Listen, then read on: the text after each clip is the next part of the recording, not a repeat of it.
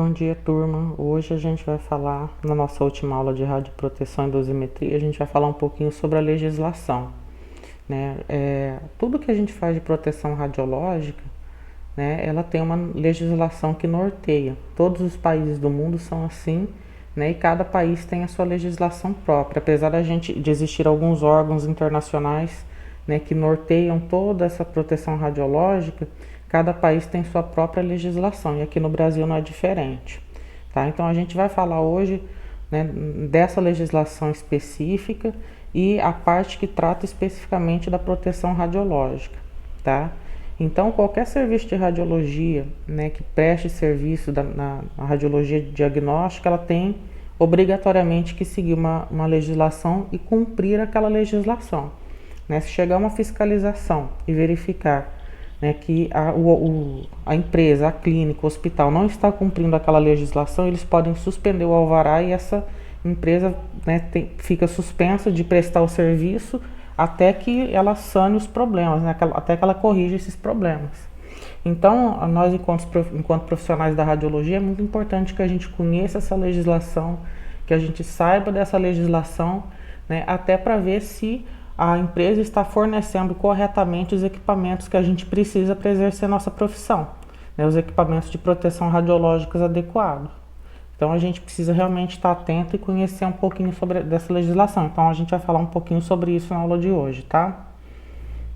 Então basicamente, né, nós temos, como eu já havia falado, nós temos alguns órgãos reguladores internacionais. Esses órgãos eles vão, né, nortear a nível internacional alguns quesitos, algumas recomendações, né? Eles fazem algumas recomendações e os países ficam observando essas recomendações e vão adequando a sua legislação de acordo com essas recomendações desses órgãos internacionais. Então, basicamente, nós temos dois órgãos reguladores internacionais, tá?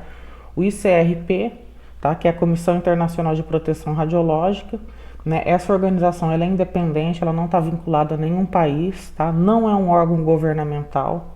Justamente pelo fato dela não ter vínculo com nenhum país, ela não é um órgão governamental ligado a nenhum país, tá?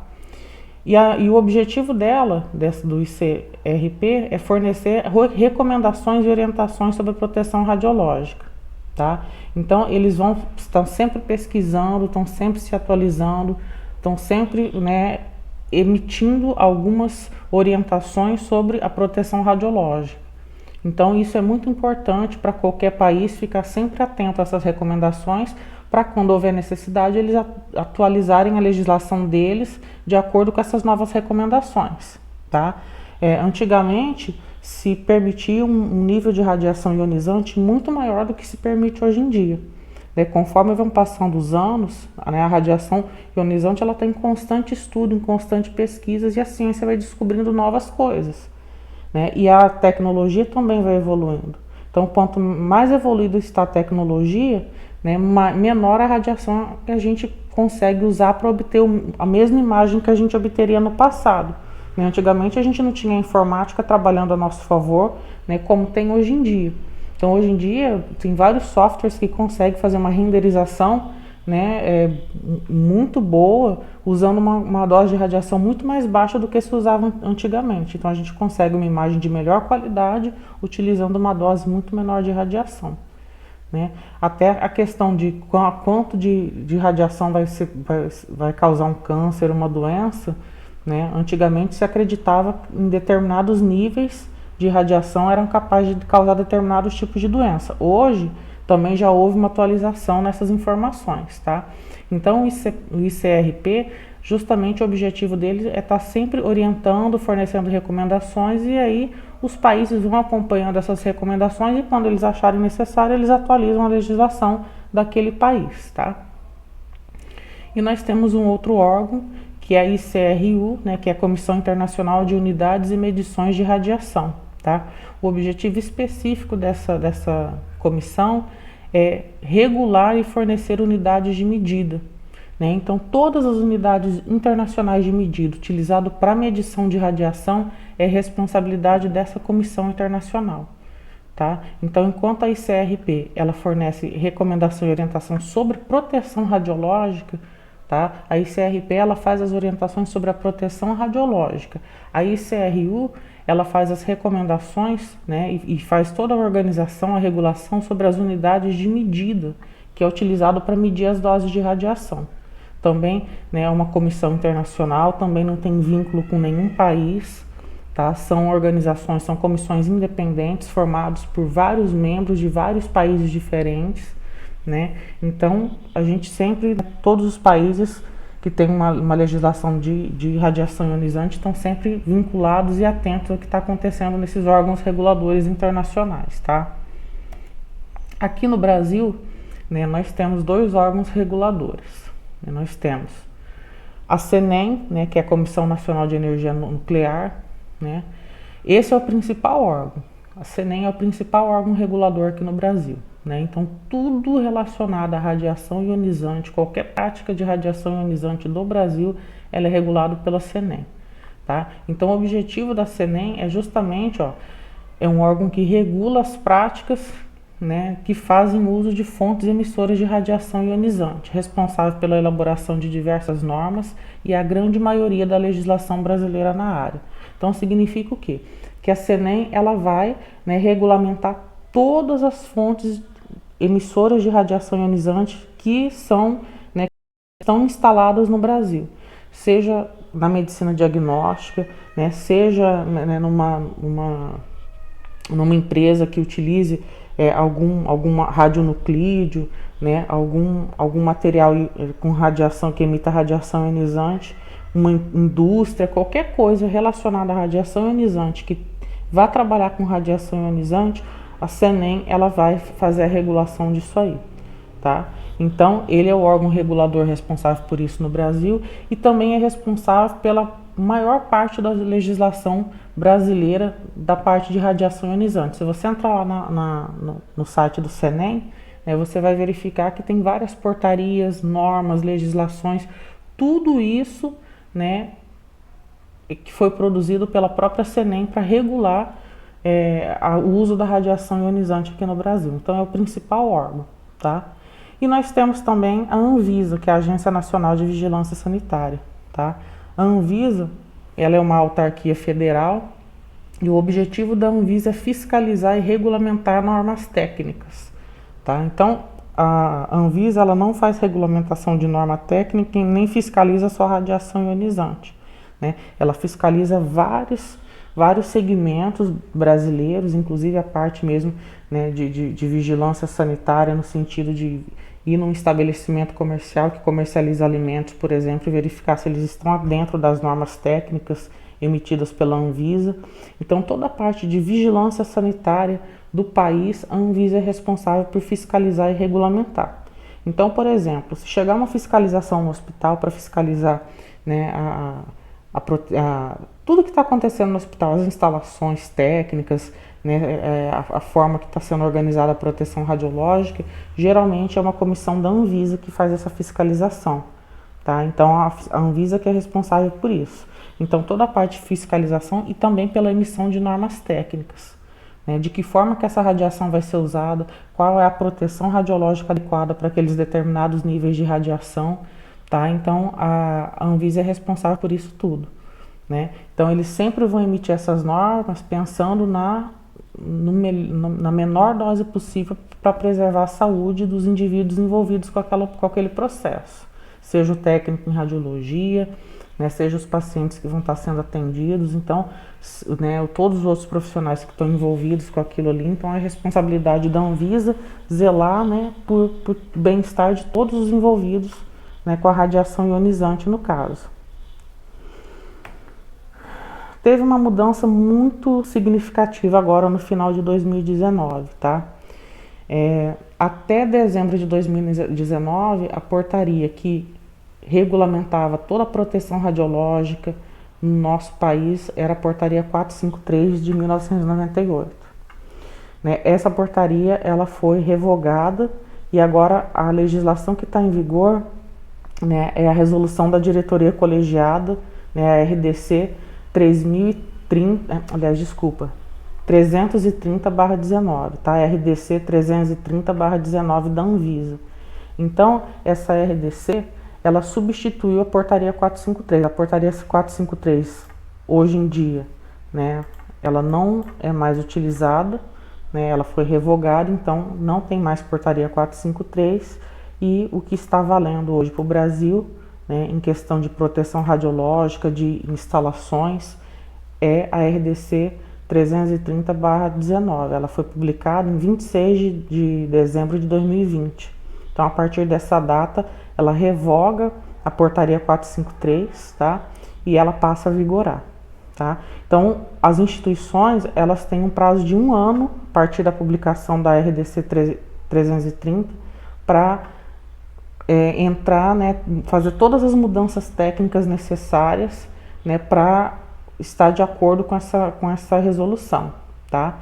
Então, a partir do momento que a RDC 330/19 ela foi publicada, todas as instituições brasileiras que trabalham com qualquer tipo de radiação ionizante têm o prazo de 1 ano, né, de 12 meses, para se adequar às novas normas técnicas presentes nessa resolução, tá? Então, essa mudança é uma mudança bem significativa, né? Geralmente essa parte de legislação, a portaria 453, ela era muito cobrada em concurso público, e provavelmente agora todos os concursos que vierem, né, eles vão estar focados justamente na RDC 330/19, que é a nova legislação em vigor aqui no Brasil, tá? Então, portaria 453 não existe mais, ela deixou de vigorar, né, depois da publicação dessa portaria. Então, a gente vai falar de forma geral de alguns aspectos dessa legislação, tá? Eu não vou falar dela inteira, a parte que mais nos interessa é a parte de proteção radiológica, que é o objetivo da nossa aula, tá? É uma legislação bem longa, né? Eu vou falar só de alguns pontos principais do nosso interesse nesse momento, mas, né, ela é uma legislação que abrange muita coisa. Depois eu vou até deixar o link disponível para quem quiser consultar e dar uma lida na íntegra, né, para quem depois quiser estudar para concurso público. Eu vou deixar o link da portaria, né, aliás, da portaria não, né, da resolução, né, eu vou deixar o link da resolução completo para vocês, tá? Mas aqui no material ela não está completa, eu só peguei aquelas partes que realmente são mais importantes para nós nesse momento. Então, primeira coisa, qual que é o objetivo, né, dessa RDC 330? Primeira coisa, o objetivo dela é estabelecer os requisitos sanitários para a organização e funcionamento de serviços de radiologia diagnóstico intervencionista, né? Então, toda a parte de organização e funcionamento, né, isso envolve, gente, inclusive as instalações, tá? Como é que as salas vão ser instaladas, como é que elas têm que ser instaladas, né? A posição dos equipamentos dentro dessa sala, né? A organização dos serviços, quem é o responsável técnico, né? Tudo envolvendo a instalação, né? Todos os requisitos sanitários para o funcionamento de um serviço de radiodiagnóstico por imagem, né?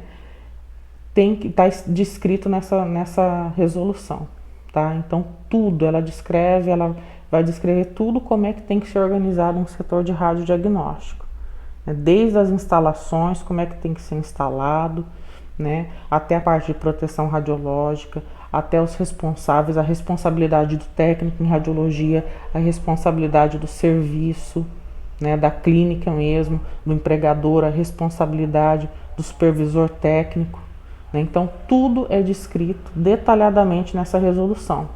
Então, para qualquer serviço de radiodiagnóstico funcionar no Brasil, para ele ser autorizado o funcionamento dele, ele tem que estar de acordo com tudo que está descrito nessa resolução, tá? Um outro objetivo dela é regulamentar o controle das exposições médicas, tá? Então, ela vai regulamentar e controlar todas as exposições médicas. As exposições ocupacionais, que exposições ocupacionais são essas? São aquelas exposições que nós, enquanto profissionais da saúde, nós tomamos, né? Qual é a dose que nós tomamos, né? Então, ela regulamenta isso também, regulamenta as exposições que a gente faz com os pacientes, né? E regulamenta também as exposições que são feitas no público em geral. Ah, mas como assim no público em geral? É o seguinte: Quando você tem uma sala de raio-x, né, nós temos a parte da área controlada, que é aquela parte dentro da sala propriamente dita, que é onde acontecem as exposições, mas nós temos o entorno da sala, né? Nós temos corredores, nós temos outras salas que se avizinham ali ao setor de radiologia, e essas salas, elas também tomam uma dose de radiação, né?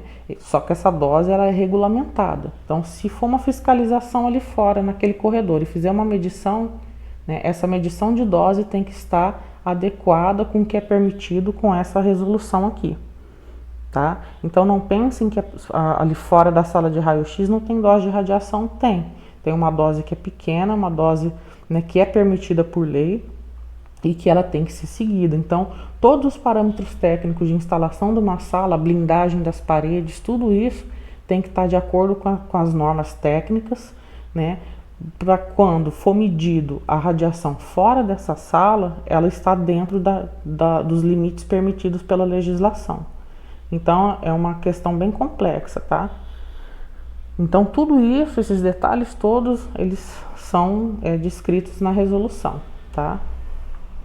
Então, olha só, regulamentar o controle das exposições médicas, quer dizer, que envolve os pacientes, das exposições ocupacionais, que são aquelas exposições, né, que os profissionais que trabalham com radiação, eles estão submetidos, as exposições do público. O público são essas pessoas que circulam ali no corredor, né, que passam ali em volta, muitas vezes paciente que fica sentado fora da sala aguardando, né, todos esses são considerados público em geral, tá?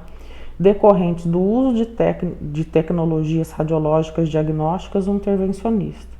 Então, todo esse controle dessas exposições envolvendo todo esse conjunto de pessoas, né, é de responsabilidade dessa resolução aqui. Então, ela descreve tudo como é que tem que ser feito isso, tá?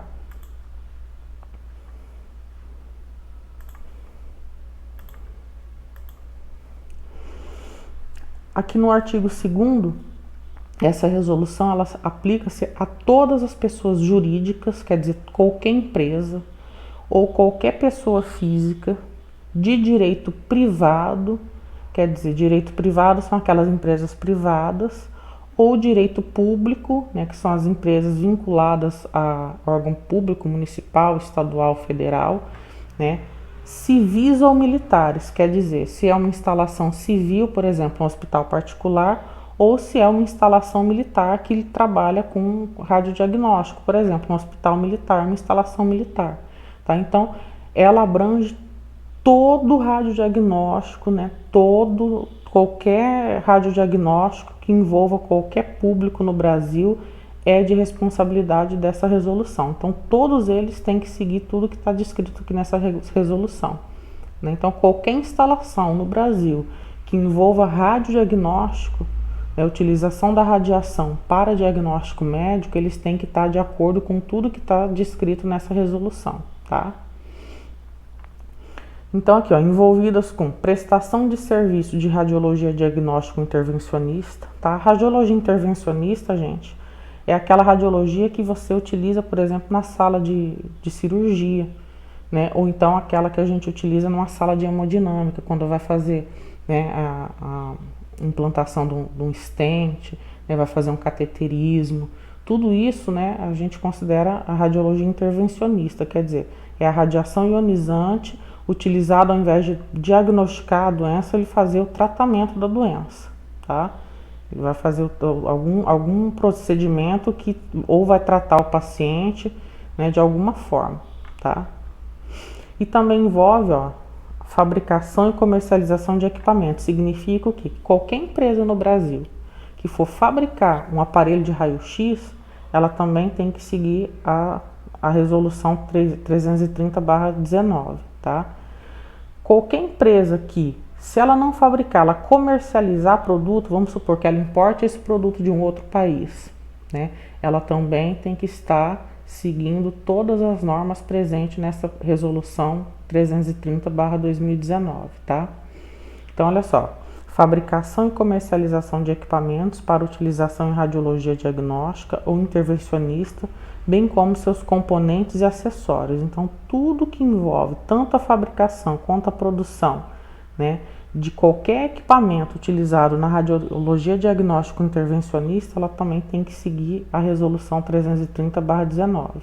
Né? E o terceiro aqui, utilização de radiações em atividade de pesquisa e de ensino em saúde humana. Né? Então também qualquer instituição, né, que trabalhe com radiação ou para pesquisa ou para ensino, né, ela tem que seguir todas as recomendações, né, da resolução 330/19 da Anvisa. Tá? Então vocês percebam que ela é uma resolução que trata de vários assuntos, não só da proteção radiológica. A proteção radiológica que a gente vai ver daqui a pouco é só uma parte dela. Tá? Então aqui, ó, na subseção 3, a partir da subseção 3, ela tem várias subseções. A subseção específica dessa resolução que trata da proteção radiológica é a subseção 3. Então, eu separei aqui os pontos mais importantes, tá, gente, da proteção radiológica. Não estão todos aqui, porque é muita coisa, né? Então, eu sugiro que depois, quem tiver interesse, pegue essa resolução e leia ela na íntegra, tá? Porque são muitas informações. Então, a gente vai falar aqui só das principais, tá? Então, aqui, ó. No artigo 55, as medidas de controle em proteção radiológica devem contemplar implementação de programa de garantia de qualidade, conforme estabelecido nesta resolução, nas demais normativas aplicáveis e nas instruções de uso do fabricante. Então, quer dizer, qualquer serviço de radiologia que vai funcionar aqui no Brasil, qualquer local, ele tem que ter um programa de garantia de qualidade, tá? Isso é um documento que é elaborado, né, por uma equipe técnica especializada, né, baseado no modelo do aparelho que está sendo instalado naquela sala, né, na capacidade de radiação que aquele aparelho emite. Então, dependendo do modelo do equipamento, ele emite níveis diferentes de radiação. Então, esse programa de qualidade ele tem que ser feito especificamente para aquele aparelho específico ali, ó. Por isso que está colocando aqui, ó, estabelecido nesta resolução, nas demais normativas aplicáveis e nas instruções de uso do fabricante. Então, esse programa de garantia de qualidade, ele tem que estar, né, em acordo, né, tem que estar diretamente vinculado às instruções de uso do fabricante. Então, se o fabricante está falando assim, ó, esse aparelho de raio-x aqui, ele é para ser utilizado em exposições, por exemplo, de leito. É o caso do raio-x móvel, né? Que a gente faz alguns exames. Aquele aparelho, ele é específico para fazer alguns tipos de exames. Eu não posso pegar, por exemplo, um aparelho móvel e colocar em uso numa sala para fazer todos os exames de raio-x. Isso não pode. É porque ele foi projetado, ele foi feito, ele tem uma capacidade específica para determinados tipos de exames e não para todos, tá? Então, todo esse programa de garantia de qualidade, ele tem que estar... Por isso que você precisa saber qual é o modelo do equipamento, né, que equipamento está instalado ali, porque esse programa de garantia de qualidade, ele tem que contemplar as instruções de uso do fabricante, tá? Então, quer dizer, antes de fazer todo esse programa, eu preciso saber primeiro que aparelho eu vou instalar na sala de raio-x. Qual fabricante, qual modelo, tudo direitinho, tá? Implementação de normas, rotinas, protocolos, procedimentos operacionais e equipamentos que permitam a utilização das radiações ionizantes com qualidade e segurança. Então, todo serviço, ele tem normas, né, ele tem rotina, protocolo, procedimentos operacionais, tá? E equipamentos que permite a utilização de radiação ionizante com qualidade e segurança. Então, se você quando você vai trabalhar no hospital, né, ele tem as orientações todas, isso geralmente fica no setor de radiologia, tá? O médico radiologista, ele já tem as rotinas próprias para cada tipo de exame, né? Se você, por exemplo, vai trabalhar com tomografia computadorizada, já existe um protocolo adequado para aquelas exposições. O próprio aparelho, né, ele já tem uma tabela, né, com a radiação utilizada para cada tipo de exame também, né? Então, esses protocolos todos, eles são, né, justamente importantes para o funcionamento de um serviço de raio-x, né, de radiodiagnóstico, ou que seja, tenha, por exemplo, um aparelho de raio-x, né, um tomógrafo instalado. Então tem que se observar tudo isso, né, e tudo isso tem que estar de acordo para o serviço poder ser liberado, para o alvará de funcionamento desse serviço poder ser liberado, tá? O uso dos equipamentos de proteção individual e coletiva. Então, né, as medidas de controle de proteção radiológica também têm que contemplar o uso dos equipamentos de proteção individual e coletivos, tá? Então tem aquela proteção que ela é individual, por exemplo, avental de chumbo, tá? A proteção coletiva, por exemplo, as paredes de chumbo da sala de raio-x. Então ela é uma proteção coletiva, ela vai proteger, né, todas as pessoas que estiverem passando ali fora da sala. Então ela está protegendo a coletividade. Então toda aquela proteção que envolve mais de uma pessoa a gente chama de proteção coletiva, e as proteções individuais, que são aquelas, né, que você utiliza para proteger você da exposição, tá? Então reparem que toda a parte de proteção radiológica, né, ela tem que contemplar esses 3 itens aqui, né? Tem que ter um programa de garantia de qualidade, né? Tem que existir normas, rotinas, protocolos, procedimentos operacionais e equipamentos, né, que vai garantir a segurança do funcionamento daquele serviço, daquele aparelho, né, e tem que ter os equipamentos de proteção individuais e coletivos também, tá? Então, se tiver faltando um desses itens, o serviço ele não é liberado para funcionar, né? E se bater uma fiscalização, tiver faltando um desses detalhes aqui, a instituição pode ser multada, inclusive pode ter o alvará de funcionamento suspenso até que ela corrija, né, aquela falha, aquele problema que a fiscalização encontrar. Aqui no artigo 56 vai tratar especificamente da presença de acompanhante durante os procedimentos, né? Então, se você vai fazer um raio-x de um paciente e ele está acompanhado, né, o acompanhante pode fazer parte desse, pode entrar na sala, pode acompanhar, por exemplo, vai uma pessoa lá, uma pessoa, chega lá, o paciente tem 25 anos, vamos supor, aí vai acompanhado da mãe, né? Então vai a mãe e a filha tem 25 anos, né? E ela foi lá para fazer um raio-x. Essa mãe pode entrar para acompanhar esse exame? O que a legislação diz sobre isso, né? Então, olha só, a presença de acompanhante durante os procedimentos radiológicos somente é permitida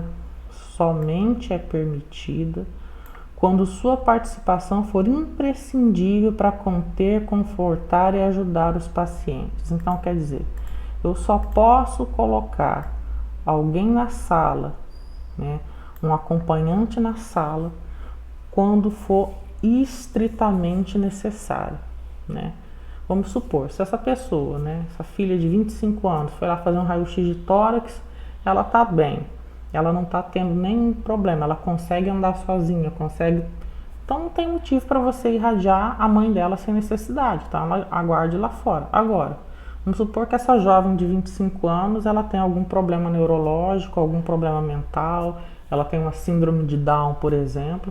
Nesse caso, é necessária a presença do acompanhante, né? Até para o paciente se sentir mais seguro, se sentir mais calmo, mais tranquilo, né? Então a gente sempre tem que avaliar a situação, tá? Se for um menor de idade, gente, menor de idade, menos de 18 anos, eu sempre faço o exame com acompanhante, né? Menor de idade precisa ter o acompanhante junto, sempre, tá? Se tiver menos de 18 anos, é fundamental que ele seja acompanhado pelo responsável, tá?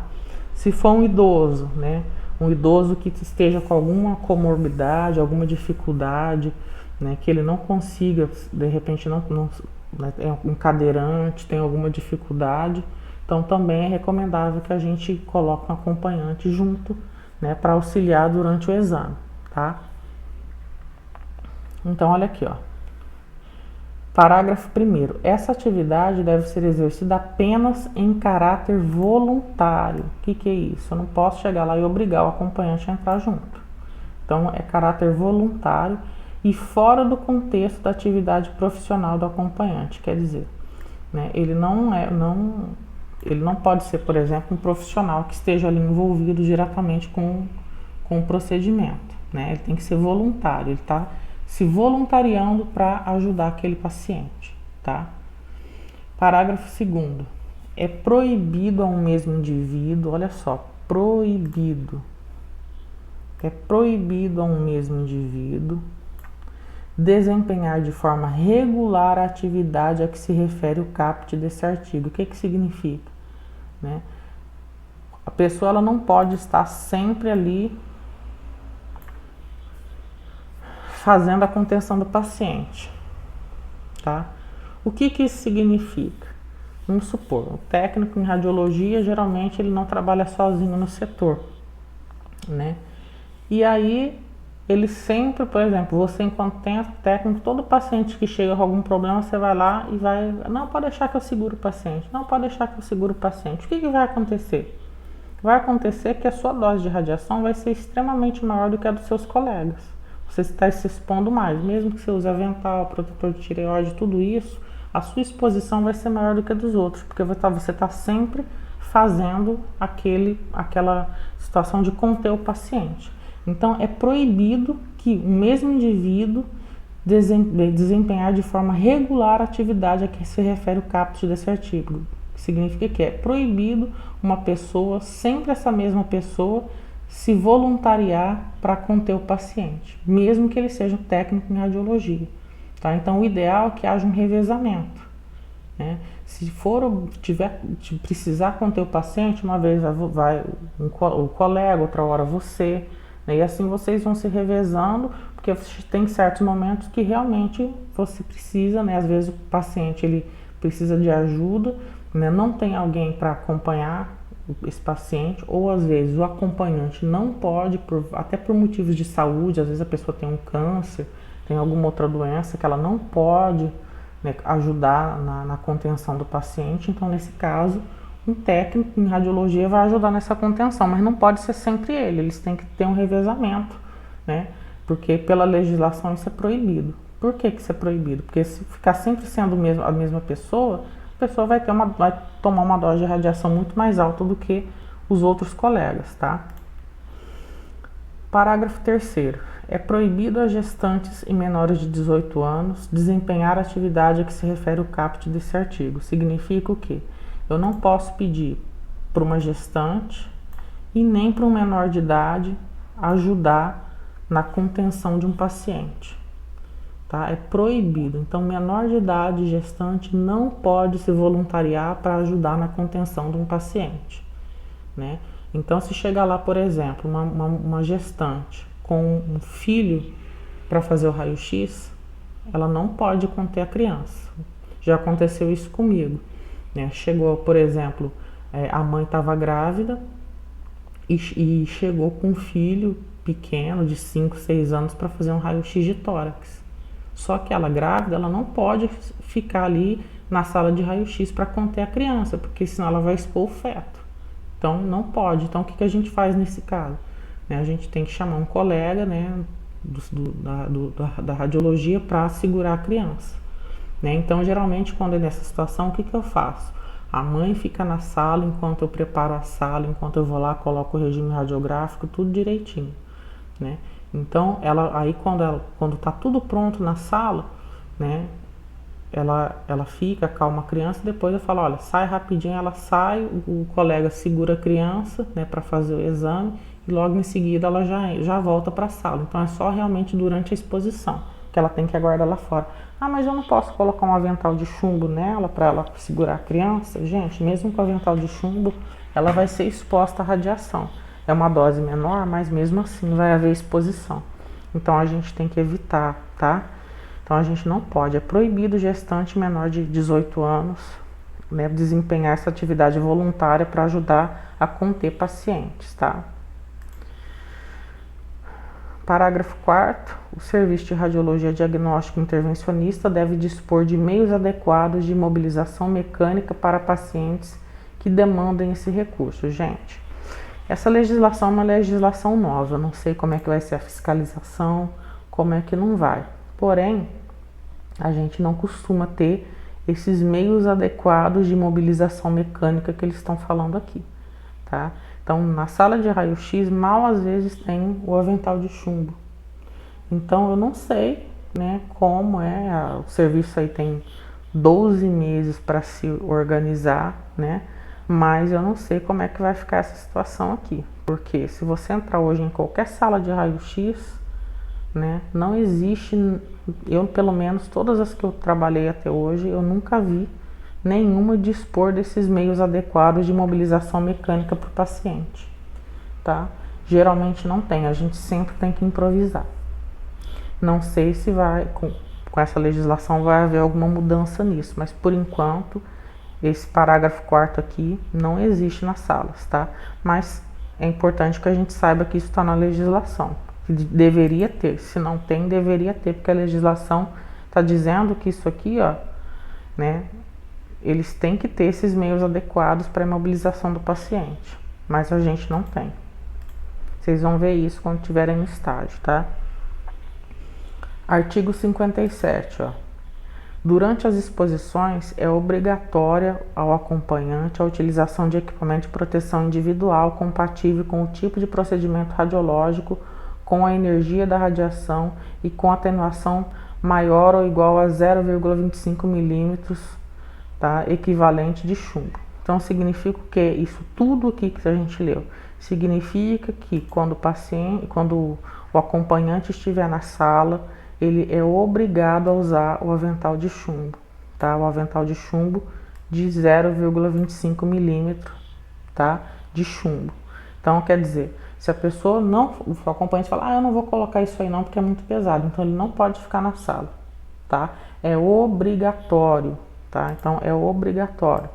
Você não pode fazer o exame com o acompanhante sem estar devidamente paramentado com avental de chumbo e protetor de tireoide. Isso é o mínimo, tá? É o mínimo, então é obrigatório, tá? Por que eu estou enfatizando isso? Porque infelizmente, né, existem colegas que fazem o exame sem paramentar o acompanhante adequadamente. Não coloca o avental de chumbo, não coloca o protetor de tireoide, né? Mas pela legislação, ó, isso é obrigatório. Se chegar a uma fiscalização, né, de surpresa lá no seu serviço e eles perceberem que o técnico está fazendo o exame, né, e o acompanhante está na sala, sendo exposto à radiação sem estar devidamente protegido, a empresa pode receber uma multa gigantesca. E aí você sabe, né, como é que a empresa deve ficar feliz com você que está contribuindo para ela ter que pagar uma multa. Então, a gente tem que ficar bem atento a isso, tá? E a gente também tem que pensar o seguinte, gente, radiação, vocês estão estudando radiação ela tem, né, o efeito estocástico, então a gente tem que estar atento, né? Eu tenho que ter um cuidado e o respeito com a vida do paciente e do acompanhante, tá? Parágrafo único. O conceito de limite de dose não se aplica a acompanhantes, embora as exposições a que forem submetidos durante o procedimento devam ser otimizadas de modo que não excedam o estabelecido pela Comissão Nacional de Energia Nuclear. O que isso significa? Existe, mas daqui a pouco, no final da aula, a gente vai ver, existe um limite de dose, né, para cada tipo de exposição. Então, por exemplo, para o profissional que trabalha na radiologia, ele tem um limite de dose anual, né, a qual é permitido por lei ele ser exposto. Né? O paciente não tem limite de dose, né, na legislação não tem limite de dose, mas tem alguns parâmetros técnicos que a gente tem que observar quando vai fazer os exames, né? E no caso dos acompanhantes também, né, pela legislação, não existe limite de dose. Então, quer dizer, o acompanhante ele não tem um limite de dose a qual ele pode ser submetido. Porém, a legislação diz que a gente precisa, né, tentar ao máximo otimizar essas doses, quer dizer, usar a menor dose possível para fazer esse exame, de modo a expor o menos possível o acompanhante à radiação, tá? Então, apesar de não ter um limite de dose estabelecido pela legislação, né, para o acompanhante, eu tenho que procurar otimizar essa dose para que ele seja submetido à menor dose possível, ok? Então, a CNEM, vocês vão ver depois que tem um limite de dose até para o público em geral. Para as pessoas que circulam ali fora da sala de raio-x, tem um limite de dose para aquela área também. A gente vai ver isso mais para frente. Artigo 58. A quantidade de equipamentos de proteção individual disponível deve ser suficiente para prover proteção adequada a todos os profissionais e eventuais acompanhantes, tá? Então, não adianta, por exemplo, o serviço ter só um avental de chumbo, né? Se for uma situação onde eu preciso ter 2 pessoas contendo o paciente, né? Por exemplo, um acompanhante, um técnico em radiologia, isso às vezes acontece, principalmente quando com criança, tá? Isso é muito comum, gente. Você pega, às vezes, para fazer um raio-x de tórax de uma criança de 3, 4 anos, né? Uma criança de 1 ano e meio, é difícil, às vezes o acompanhante não consegue segurar a criança sozinho. A criança mexe, a criança está agitada, a criança está nervosa e às vezes ele não consegue segurar. Então, muitas vezes, além do acompanhante, né, precisa de um colega, de um técnico para segurar junto. Então, precisa às vezes de 2 pessoas para conter o paciente. Então, nesse caso, é obrigatório que ambos estejam usando a proteção radiológica, tá?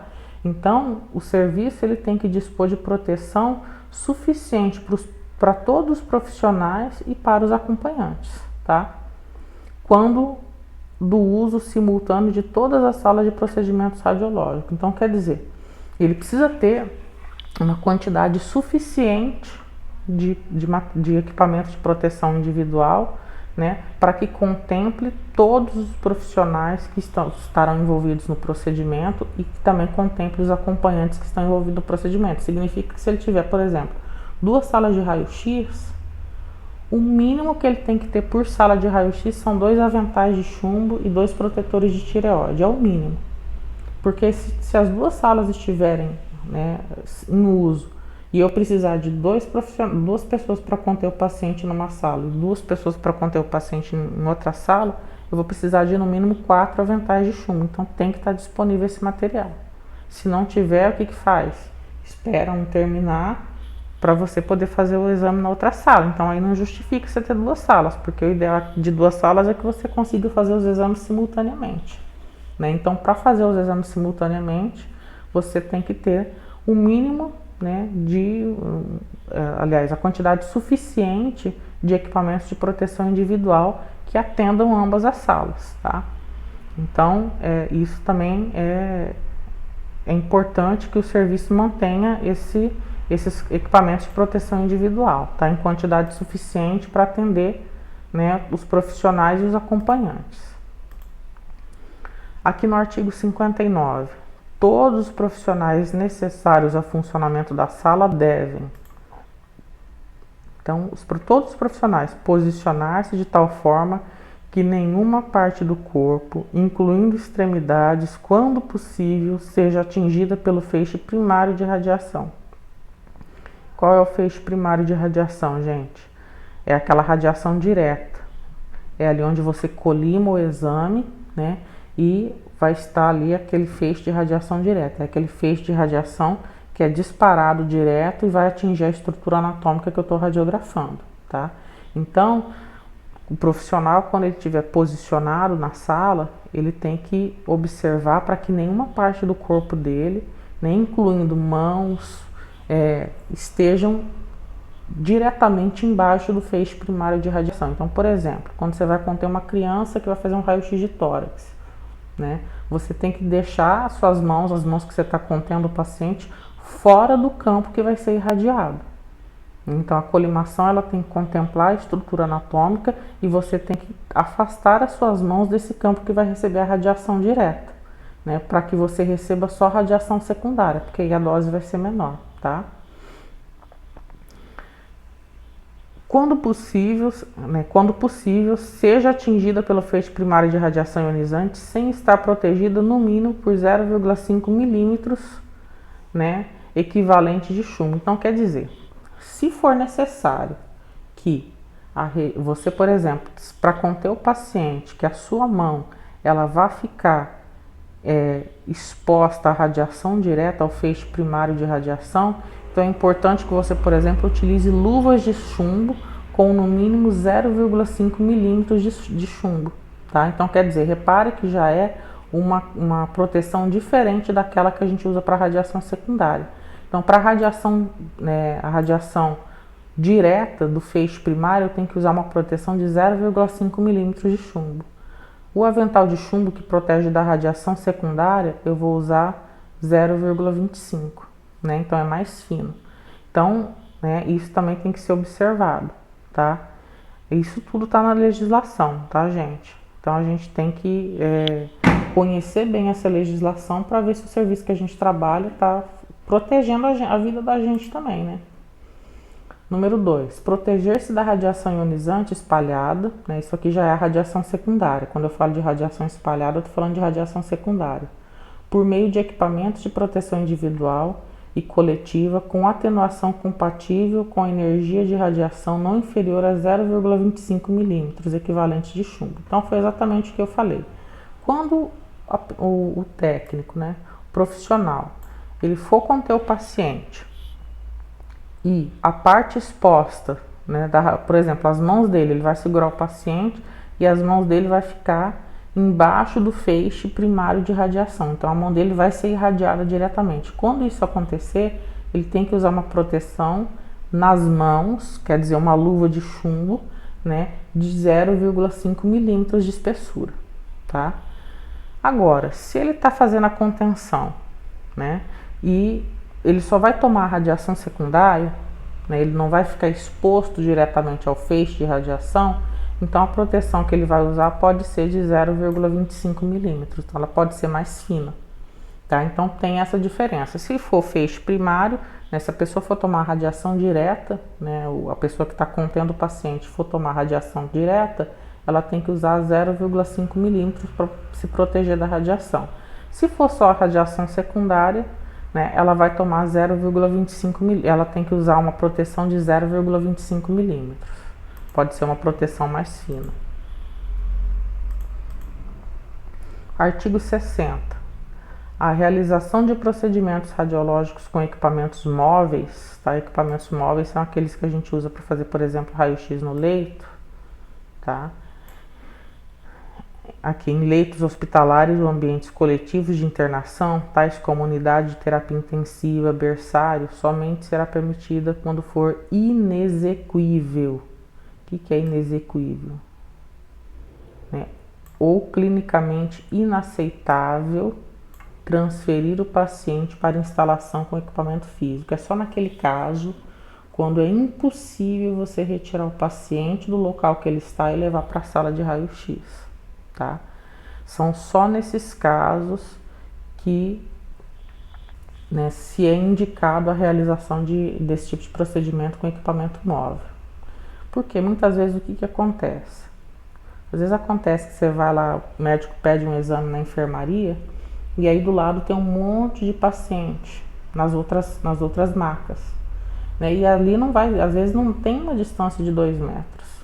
Então isso acaba, né, prejudicando e irradiando sem necessidade uma dose alta de radiação no paciente que está no leito do lado. Então, né, quando a gente o recomendável pela legislação é que qualquer raio-x que for feito no leito utilizando equipamentos móveis, né, que eles só sejam feitos quando for impossível, né, quando for inexequível ou inaceitável transferir o paciente para a sala que tem um aparelho fixo. Porque na sala que tem um aparelho fixo, né, a proteção radiológica ali é maior. Então você pode proteger o paciente, você pode se proteger enquanto profissional, né? E você não vai estar irradiando mais ninguém em volta, os outros pacientes que estão ali. Então é o recomendável. Se o paciente estiver internado e tiver condições de ser removido para a sala de equipamento fixo, é o que se tem que fazer. Muitas vezes o que a gente percebe, porque quem tem que fazer pegar o paciente do leito e levar para a sala não somos nós, tá, gente? Nós só fazemos o exame. Quem tem que, por exemplo, o paciente está na emergência. né? E o médico pediu um raio-x, ele está lá no leito da emergência, e o médico pediu um raio-x. Muitas vezes a própria enfermagem força a barra para o médico, né, pedir o raio-x no leito. Por quê? Porque quando ele pede o raio-x no leito, a enfermagem não tem que fazer nada. É o técnico que tem que ir lá levar o aparelho para fazer o exame, tá? E aí o que acontece? Quando o médico pede para levar o paciente para a sala de raio-x, né, a enfermagem tem que ir lá no leito, pegar esse paciente, pôr numa cadeira de rodas, chamar o maqueiro, para o maqueiro pegar esse paciente e levar lá para o técnico fazer o exame. Então dá trabalho para a enfermagem. Então às vezes a enfermagem dá uma forçada de barra no médico, né, para o médico pedir o raio-x no leito, porque assim eles não têm trabalho, tá? Então isso infelizmente também acontece, né? Mas pela legislação o recomendável é que esses procedimentos eles sejam feitos, né, no leito somente quando for impossível transferir o paciente para a sala do aparelho fixo, tá? É o que está dizendo a legislação. Vocês vão encontrar, infelizmente, situações diferentes dessa aqui no dia a dia da profissão, tá? No caso que trata o caput desse artigo, deve-se adotar as seguintes medidas. Para garantir que os demais pacientes que não puderem ser removidos do ambiente estejam protegidos da radiação espalhada por barreira protetora, com no mínimo de 0,5 milímetros equivalente de chumbo, ou que estejam à distância necessária do cabeçote do receptor de imagem para que o equivalente de dose ambiental seja inferior ao definido para a área livre determinada pelo levantamento radiométrico. O que isso tudo significa? Significa o seguinte: você foi lá no leito com o aparelhinho móvel fazer o exame do paciente no leito. Aí você olha para o lado, tem mais 2 pacientes ali, um de cada lado, né? São três pacientes nas macas. Você vai fazer o raio-x daquele paciente que está no meio. Então tem um do lado direito dele e um do lado esquerdo deitado na maca. Então a gente vai observar o seguinte: não dá para mover esse paciente que está ali no meio. Então você vai ter que fazer o raio-x dele ali no leito. Então o que você tem que fazer? Os pacientes que estão do lado, eles vão ser irradiados. Porém, a legislação nos orienta o seguinte, que a gente tem que usar uma proteção radiológica nesse paciente. Então o que eu tenho que fazer? O mínimo que seria o correto, eu pegar um avental de chumbo com no mínimo 0,5 milímetros, né, de espessura, e colocar em cima desses pacientes que estão ali do lado. Então o correto seria eu subir com o aparelho, né, subir com 2 aventais de chumbo, um para cada paciente, e colocar em cima deles quando eu for irradiar esse paciente que está ali no meio dos 2, porque eu tenho que proteger esses pacientes. Se não for possível fazer isso, o que eu vou ter que fazer? Eu vou ter que deslocar a maca desses pacientes e afastar o máximo possível, né, mais de 2 metros de cada lado eu tenho que afastar esses pacientes, tá, gente? Vocês vão perceber que no dia a dia da profissão nada disso acontece, tá? Mas é o que orienta a legislação, né? É o que orienta a legislação, que a gente precisa proteger os pacientes que estão ali no entorno, né? Número 2.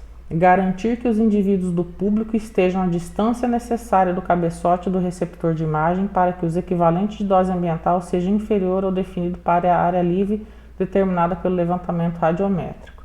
Existe uma dose, né, que é definida na legislação para a área livre, tá?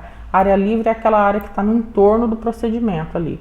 Então, se você está ali no leito 5, então tudo que está em volta é considerado área livre, tá? Então, todos esses indivíduos que estão ali no setor, médico, enfermagem, os outros pacientes, eles têm que estar a uma distância do cabeçote, né, da ampola de raio-x no caso, né, e do receptor de imagem, do filme radiográfico, para que o equivalente de dose ambiental seja inferior ao definido por lei, né, que é o definido para a área livre.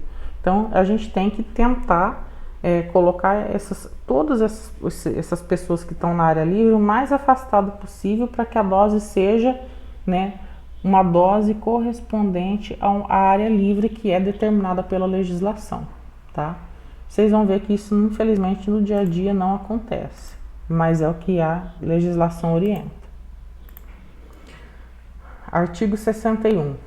O serviço de radiologia diagnóstica ou intervencionista deve colocar blindagem adequada com pelo menos 0,5 milímetros equivalente de chumbo nos órgãos mais radiosensíveis do paciente submetido ao procedimento, tais como gônadas. Tá? As gônadas são, né, no homem os testículos e na mulher os ovários. Tá? Cristalino, que é uma estrutura que fica dentro do olho humano. Tireoide, que é aquela glândula que fica no pescoço. Quando por necessidade estiverem diretamente no feixe primário de radiação ou a até 5 centímetros dele, a não ser que tais blindagens excluam ou degradem informações diagnósticas importantes ou aumentem a dose a que o paciente for exposto. O que isso aqui quer dizer, gente? É o seguinte. Então, quando o paciente vai ser submetido a um procedimento de radiologia intervencionista. Que radiologia intervencionista é essa? Ele vai fazer, por exemplo, um cateterismo. Vai lá para a sala de hemodinâmica fazer um cateterismo. É um cateterismo cardíaco, o médico vai estudar as coronárias, que são as artérias do coração. Então, o campo que vai tomar uma dose muito alta de radiação é o coração. Né? Então, nesse caso, o recomendável, né, aí vai depender também da via de acesso que o médico vai utilizar. Né? Nós temos algumas vias de acesso. Tem a via radial, né, que o médico vai pegar uma artéria do braço, vai colocar o catéter entrando pelo braço do paciente até chegar ao coração. Ou ele pode pegar uma artéria femoral, que vai entrar pela virilha, vai subir pela aorta até chegar ao coração. Então, por exemplo, dependendo da região, o ideal é que sejam protegidas essas áreas que são mais sensíveis. Então, o ideal é que o paciente estivesse, por exemplo, com óculos de chumbo para proteger o cristalino. Estivesse com uma saia de chumbo em cima das gônadas para proteger as gônadas. E estivesse com um protetor de tireoide para proteger a tireoide. Então, quando o paciente vai ser submetido a esse tipo de procedimento, o ideal é que essas regiões que são mais sensíveis à radiação, que elas sejam protegidas, tá? Agora, vamos supor que o médico vá fazer o acesso pela virilha. Tem como eu proteger a gônada do paciente? Nesse caso, colocar um avental de chumbo ali, uma saia de chumbo, não vai ter. Tá? Por que não vai ter? Porque justamente é o acesso ali onde ele vai pegar pela virilha e vai atrapalhar o médico. Então, nesse caso, não tem o que fazer. Né? Mas a legislação recomenda que sempre que possível a gente proteja essas regiões mais sensíveis do paciente. Tá? Então, é importantíssima essa proteção. Parágrafo único. Para os serviços odontológicos que disponham apenas de equipamentos intraorais, as blindagens de que trata o caput desse artigo devem ter pelo menos o equivalente a 0,25 milímetros de chumbo. Tá? Então, reparem que a espessura aqui, né, do chumbo é menor do que na radiologia intervencionista. Por quê? Porque a dose de radiação aqui na radiologia intervencionista ela é muito maior do que no aparelho de raio-x odontológico. O aparelho de raio-x odontológico, a dose é bem baixa. Já na radiologia intervencionista, a dose é muito alta, porque são muitos minutos de radiação contínua. Então, por isso que a proteção aqui ela é maior, né, tem uma espessura maior do que aqui na radiologia odontológica. Tá?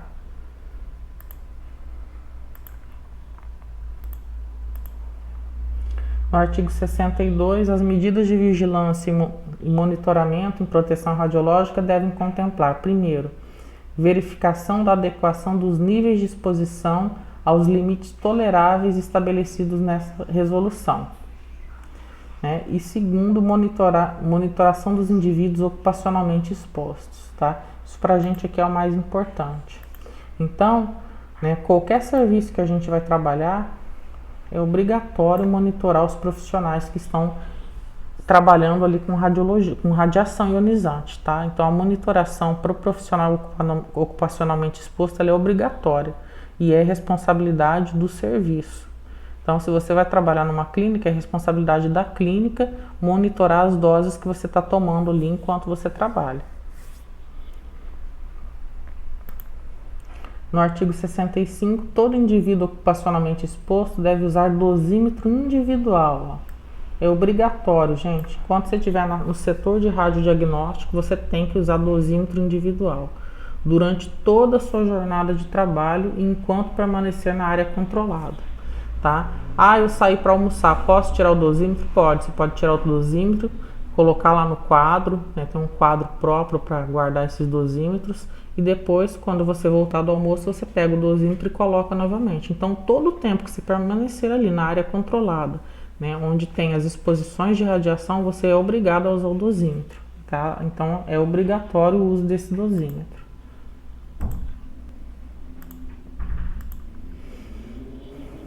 No artigo 66, o dosímetro individual de que trata o artigo 65 deve observar o disposto abaixo. Então aqui tudo que vai falar aqui agora vai se referir ao dosímetro, tá? Então, primeiro, o dosímetro deve ser utilizado estritamente como estabelecido nas instruções de uso do fabricante no programa de proteção radiológica. Então, quando existem laboratórios que a clínica contrata para fornecer esses dosímetros. Esses laboratórios eles são credenciados pelo CENEM, né, e eles são todos acompanhados pelo CENEM. Então, esses dosímetros eles têm que ser utilizados de acordo com a instrução do fabricante do dosímetro. Então, se está falando que o dosímetro é um dosímetro de tórax, então você tem que colocar ele no tórax. Não é colocar na cintura, pendurar no cinto, nada disso, que eu já vi gente fazendo isso com dosímetro. Tá? Quando você faz isso, você está prejudicando a medição da radiação que você está tomando, tá? Então, se ele é um dosímetro de tórax, você tem que usar ele no tórax. Se ele é um dosímetro de extremidade, se é um anel, você tem que usar ele no dedo, né? Se é um dosímetro para pulso, em formato de pulseira, você tem que usar ele no pulso. Então, ele tem que ser utilizado de acordo com a instrução do fabricante. O dosímetro, ele obrigatoriamente tem que ser trocado mensalmente. Então, a cada mês você vai receber um novo dosímetro, tá? Então, janeiro é um dosímetro, fevereiro é um dosímetro, né? Março é outro dosímetro. Então, a gente usa 12 dosímetros ao longo de um período de 1 ano. Cada dosímetro será utilizado por um único usuário. Quer dizer, eu não posso compartilhar meu dosímetro com ninguém. Então, se tem 30 técnicos em radiologia no setor, tem que ter 30 dosímetros, um para cada um. E o nome do profissional está impresso no dosímetro. O nome e o CPF do profissional, tá? Para não haver troca, para não haver confusão. Então, quando você chega no serviço, você vai procurar o dosímetro que tem teu nome, teu CPF e aquele que você vai usar durante os 30 dias, tá? Então, cada dosímetro será utilizado por um único usuário, exclusivamente no serviço de saúde ou setor para o qual foi adquirido. Então, quer dizer, né, você vai usar só naquele serviço. Se você trabalha em 3 hospitais, cada hospital tem que ter um dosímetro diferente, tá? Então, para cada serviço, a gente usa um dosímetro e esse dosímetro ele é fornecido pelo serviço, tá? 4. Quando não estiver em uso, o dosímetro individual deve ser mantido junto ao dosímetro padrão. Que dosímetro padrão é esse?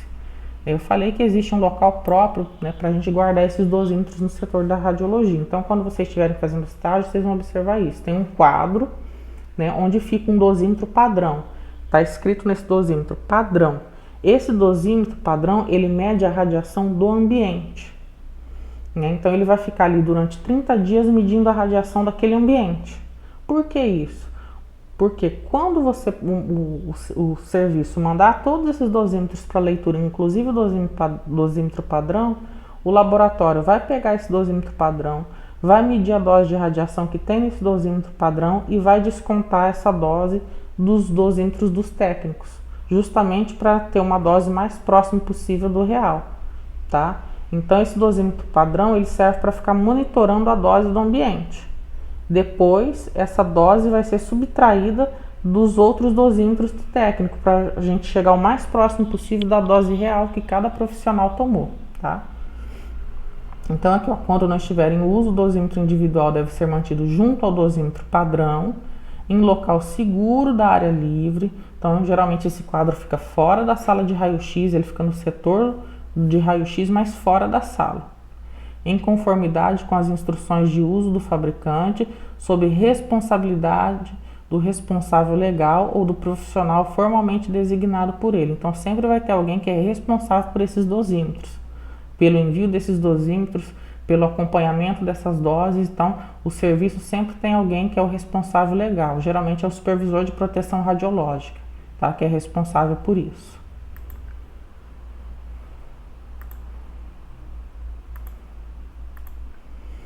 Artigo 67. O nível de registro para monitoração mensal do indivíduo ocupacionalmente exposto é o estabelecido pela Comissão Nacional de Energia Nuclear, tá? Então existe um nível de registro, como é que esse registro tem que ser feito, e quem estabelece tudo isso, né, para o indivíduo ocupacionalmente exposto é a CENEM. Existe norma específica para isso, tá? Se houver suspeita de exposição acidental, o dosímetro individual deve ser enviado ao serviço de monitoração individual para leitura em caráter de urgência. Então vamos supor, isso não acontece, não vai acontecer no serviço de radiologia, né? Como é que você vai se expor a uma alta dose, né, ali de uma alta dose, uma alta exposição ali acidental? Então não acontece. Não tem como acontecer isso numa sala de raio-x. Mas, por exemplo, vamos supor que é um profissional que trabalha com medicina nuclear. Quem trabalha com medicina nuclear às vezes né, manipula fármacos que são, né, fármacos que têm radiação. Então esses fármacos eles têm uma forma correta de ser manipulado. Se quebra um frasco desse cai no setor, né, esse líquido cai em cima do profissional, então ele vai ter um acidente ali e a dose de exposição a essa radiação para ele, nesse caso, vai ser maior. Então, se for uma dose muito alta, né, esse dosímetro ele tem que ser recolhido imediatamente e tem que ser enviado para o laboratório, tá? Para ser feita uma medição para saber quanto de dose esse profissional tomou, porque se for uma dose muito alta, esse profissional vai ter que passar por vários exames, né, e vai ter que verificar se ele, né, de alguma forma, ele está em risco pelo excesso de radiação que ele tomou, né? Então, né, quando há uma exposição, né, acidental, né, o dosímetro ele é recolhido imediatamente e é mandado para análise, né, para se avaliar quanto de dose que esse profissional tomou.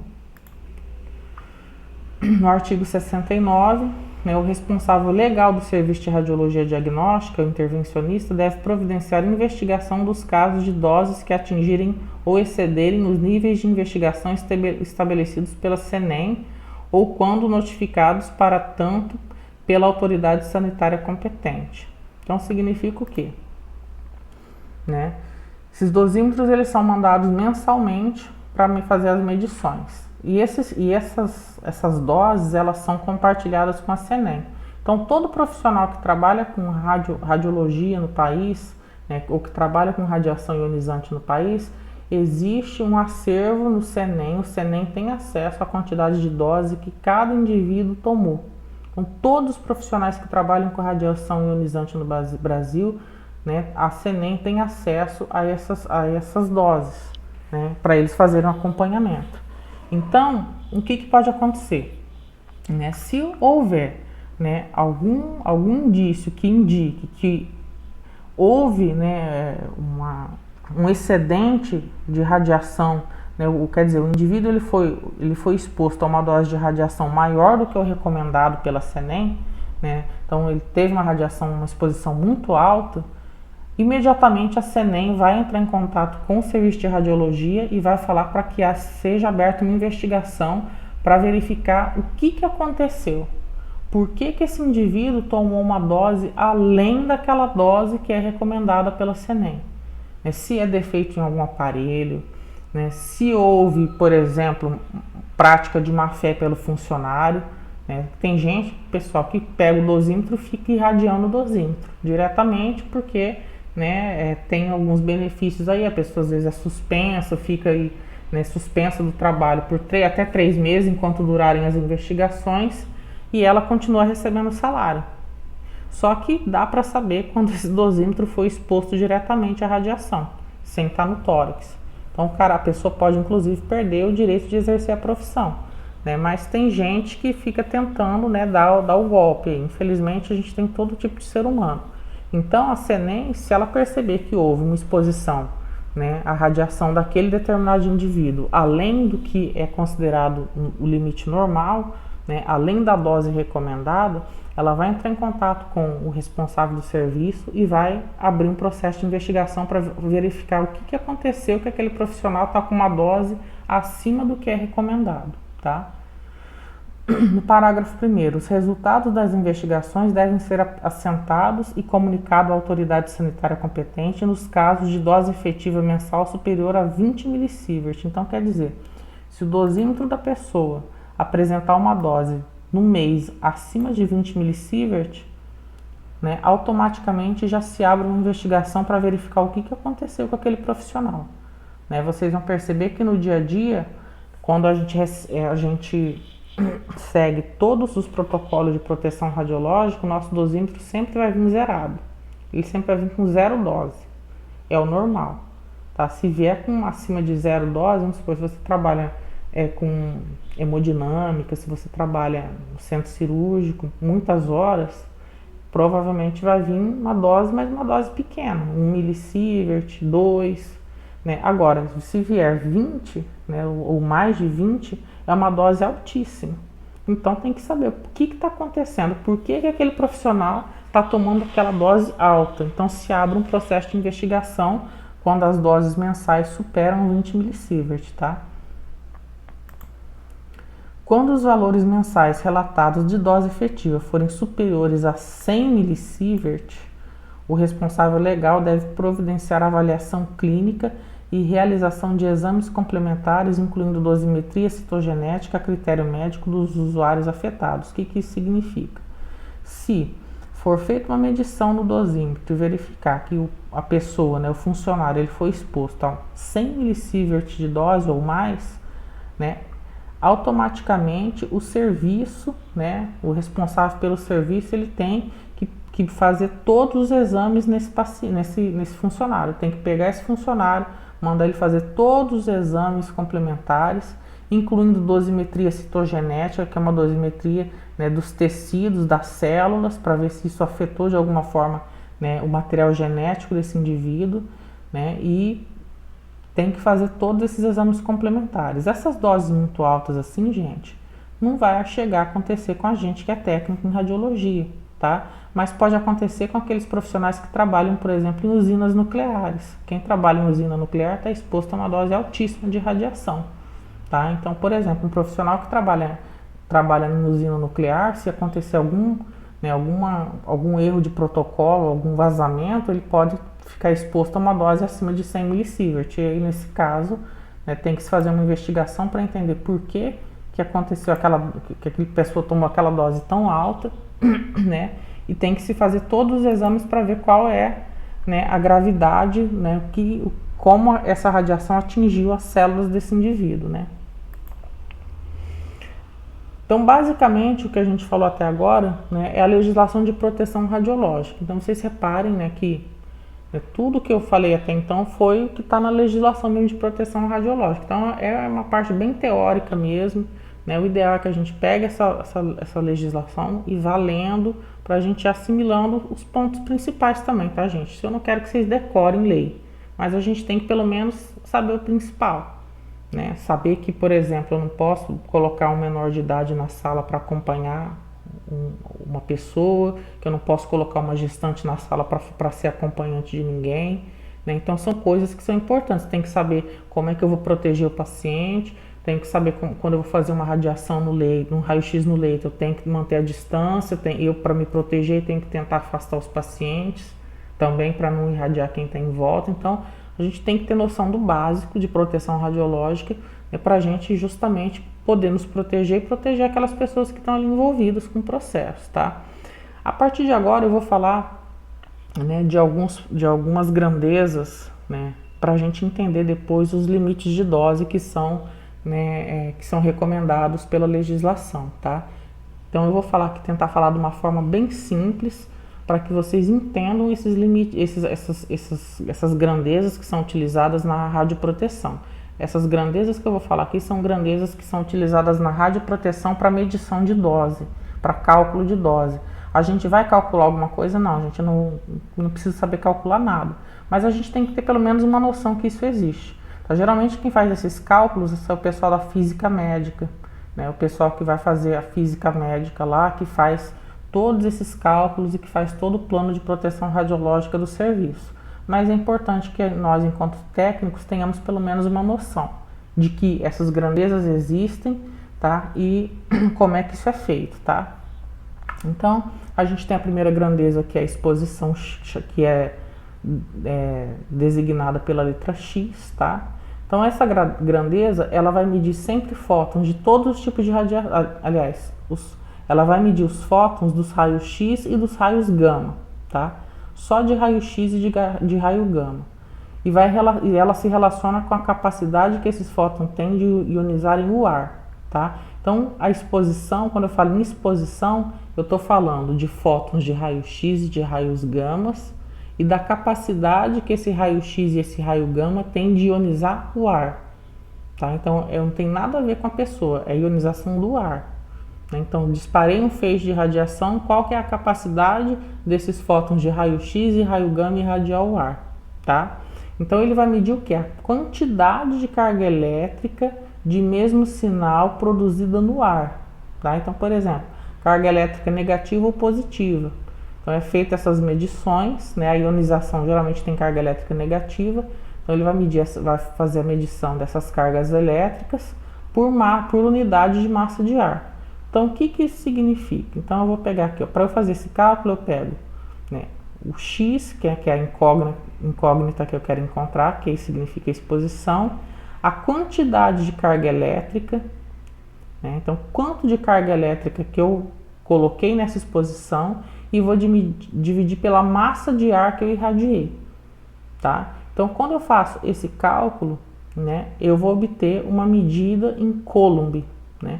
Então, a carga elétrica é Coulomb, massa de ar é medida em quilograma, tá? Então, aí eu obtenho uma unidade de medida de Coulomb por quilograma, tá? Isso é uma unidade de medida que a gente utiliza para fazer outros cálculos, tá? Vocês vão perceber isso, eu vou colocando de forma gradativa. Então, quando eu falo de exposição, né, eu estou falando de fótons, né, de raio-x e raio gama e que faz a ionização do ar. É a capacidade que esses fótons têm de ionizar o ar, tá? Aqui eu tenho a dose absorvida, né? Para que serve essa grandeza? A dose absorvida, né, ela serve para qualquer tipo de radiação, né? Raio-x, raio gama, raio alfa, raio beta, né? Então, raio-x, radiação gama, alfa e beta. Lembra que a exposição ela só vai falar de quê? Raio-x e raio gama, né? A dose absorvida, ela trata de qualquer tipo de radiação, tá? O que é essa dose absorvida? Essa dose absorvida é a energia média depositada pela radiação em um volume de massa de tecido biológico. Então, por exemplo, é quanto de radiação que eu coloquei em determinado tecido do corpo humano. Quanto de radiação que eu joguei ali naquele pedaço de tecido, naquela massa de tecido. Tá? Então, é esse cálculo que a dose absorvida faz. O próprio nome está falando dose absorvida. Quanto de radiação aquele tecido vai ser capaz de absorver, né? Por quê? Quando eu sei quanto de radiação esse tecido absorve, eu consigo prever se vai ter alguma mutação genética. A chance de acontecer uma mutação genética ou de desenvolver um câncer, esse tipo de situação. Tá? Então, a dose absorvida ela é importante por conta disso. Então, também tem uma fórmula para se calcular. O D é igual à dose absorvida, o E a energia depositada, ela é calculada em joule, tá? O M é a massa de tecido, né? Que é em quilograma. Quando a gente fala de massa, a gente está falando de quilograma. Então, eu pego a energia, divido pela massa e vou ter qual foi a dose absorvida por aquele tecido, tá? A unidade de medida que a gente usa é o joule por quilograma, e joule por quilograma é o mesmo que Gray. Então, vocês vão perceber que a gente tem as doses em miligray, Gray, né, que é a dose que a gente usa para medir radiação. Então, 1 joule por quilograma é igual a 1 Gray. Então, se eu falar de 1 joule por quilograma, eu estou falando em Gray, tá? No caso de radiação, uma unidade de medida da radiação ionizante, tá? Então, aqui, ó, eu tenho aqui um átomo, né? É feita uma exposição numa região do corpo. Então, eu vou aplicar uma determinada energia, né? E essa energia vai ser direcionada para uma região do corpo, né? Então, quando eu falo de dose absorvida, eu vou dividir a energia pela massa daquele tecido, pela quantidade de tecido que eu irradiei. Então, nesse caso, eu vou ter quanto de dose aquele tecido absorveu, tá? Então, isso é muito importante para cálculos, por exemplo, para fazer radioterapia, tá? Então, radioterapia, quando o técnico trabalha com radioterapia, ele vai estudar bastante essa questão da dose absorvida, tá? A dose equivalente é uma outra grandeza que a gente utiliza, né? O que é uma dose equivalente? É a mesma dose com tipos de radiação diferente. Então, quer dizer, se eu aplicar uma dose, a mesma dose com raio-x, a mesma dose com radiação alfa, a mesma dose com radiação beta e a mesma dose com radiação gama, cada tipo de radiação dessa vai causar um dano diferente no paciente, ou na pessoa, no indivíduo. Então, tem radiação que ela é uma radiação, né, mais leve, tem radiação que é uma radiação mais agressiva. Então, o que acontece? Se eu pegar a mesma quantidade de radiação, né, se ela for X, ela vai causar um dano. Se ela for alfa, ela vai causar um dano. Se ela for beta, ela vai causar um dano. E se ela for gama, ela vai causar um dano. Cada uma causa dano diferente, de acordo com a capacidade de ionização que essas radiações têm. Que elas têm capacidade de ionização diferentes uma da outra. Por isso que elas são radiações diferentes. Tem algumas que são mais agressivas, tem outras que são menos agressivas, tá? Então, para eu calcular a dose equivalente, ela vai depender da dose absorvida. Então, eu preciso saber qual foi a dose absorvida pelo tecido e que tipo de radiação que foi aplicada naquele tecido. Então, eu tenho que primeiro calcular a dose absorvida, né? Saber se foi uma radiação X, se foi uma radiação alfa, se foi uma radiação beta ou se foi uma radiação gama que foi aplicada. Para aí sim eu conseguir calcular a dose equivalente. Existe uma tabela do tipo de radiação. Então, observem aqui, ó. Se for fótons, essa tabela, ela é medida por um fator chamado fator de ponderação, que é representado por WR, tá? Então, vocês vão ver depois na fórmula ali que tem o fator de ponderação WR. Quando tem esse fator de ponderação WR, né, eu preciso consultar essa tabela aqui para saber qual que é o valor dele. Então, quando é raio-x, repara, é 1. Quando é partícula beta é 1. Quando é partícula gama é 1. Então, raio-x, beta e gama é tudo 1. Então, quer dizer, eles são mais ou menos, eles têm a mesma capacidade de dano, né? Então, são mais ou menos iguais. Agora, quando eu pego uma partícula alfa, olha aqui, ó, o dano ele sobe para 20. O WR dele sobe para 20. Então, quer dizer, se eu pegar a mesma dose de radiação, aplicar raio-x, beta ou gama, eu vou produzir mais ou menos o mesmo tipo de dano na célula. Agora, se eu fizer uma irradiação de partícula alfa, eu vou produzir um dano muito maior, ó, porque o WR dele é 20, tá? Então, observem aqui, ó. A dose equivalente, né, ela é a energia absorvida pelo tecido considerando o tipo de radiação recebida. Então, aqui, ó, ela é representada pela letra H, o D é a dose absorvida, né, a dose absorvida eu calculo lá atrás, dividindo a energia pela massa, né, e eu pego essa dose absorvida e multiplico pelo WR. O WR é aquele valor que está naquela tabelinha. Então, eu tenho que saber primeiro qual foi a dose absorvida, né, e qual tipo de radiação que o paciente recebeu. Se for um raio-x, eu vou substituir aqui o WR por 1, né? Como está aqui na tabela. Raio-x vale 1, então o WR lá naquela fórmula vai valer 1 também. Agora, se o paciente tiver recebido uma partícula alfa, eu vou substituir aquele mesmo WR aqui, ó, por 20. Tá? Então, eu preciso saber que tipo de radiação que o paciente recebeu para eu fazer o cálculo de dose equivalente, tá? Aqui, ó, para determinar o valor do WR, precisamos saber qual tipo de radiação que o indivíduo recebeu, né? E a unidade de medida de dose equivalente é o sievert, tá? Representado pelo SV. Isso vocês já devem ter visto até em física das radiações, né? E a dose efetiva? A dose efetiva, ela é uma exposição do corpo todo do paciente à radiação. Ela é feito um cálculo, né, considerando a exposição de todo o corpo do paciente à radiação. Então, é a soma ponderada das doses equivalentes em todos os tecidos do órgão. Porque a dose equivalente eu faço cálculo por região, por tecido, né? Quanto de energia, né, foi aplicada, né? Que área do tecido, ali, que massa do tecido foi aplicada, para eu saber quanto de dose equivalente que eu tenho. Então, quando eu pego todas as doses equivalentes de todas as partes do corpo, somando isso tudo, eu tenho o valor da dose efetiva. Então, olha aqui, ó. Dose efetiva é igual a somatória, esse símbolo aqui significa somatória, né, das doses equivalentes vezes o WT. O que é esse WT? O WT ele está relacionado com a sensibilidade de um tecido à radiação.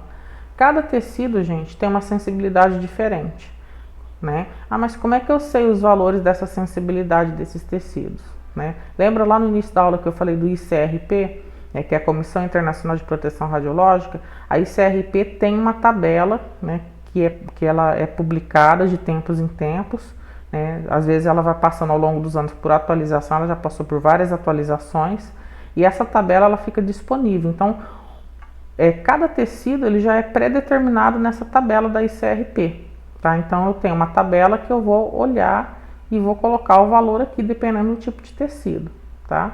Acho que eu até botei aqui a tabelinha. Então tá vendo aqui, ó? Esse aqui são os valores do WT, tá? Então olha aqui, nas gônadas, em 1900, eu coloquei as três valores, né, que foram mudando, tá vendo, ao longo dos anos, ó. Em 1977, o WT usado para gônadas era 0,25. Quando foi em 1990, eles fizeram uma atualização, mudaram para 0,20. Agora, em 2007, já olha aqui, ó, já diminuíram a dose. Por quê? Porque conforme vai passando o tempo, eles vão percebendo que essas doses maiores aqui causam dano maior. Então, eles vão tentando diminuir essa dose para limites mais aceitáveis. Então, ó, em 2007 o valor já passou para 0,08. Tá?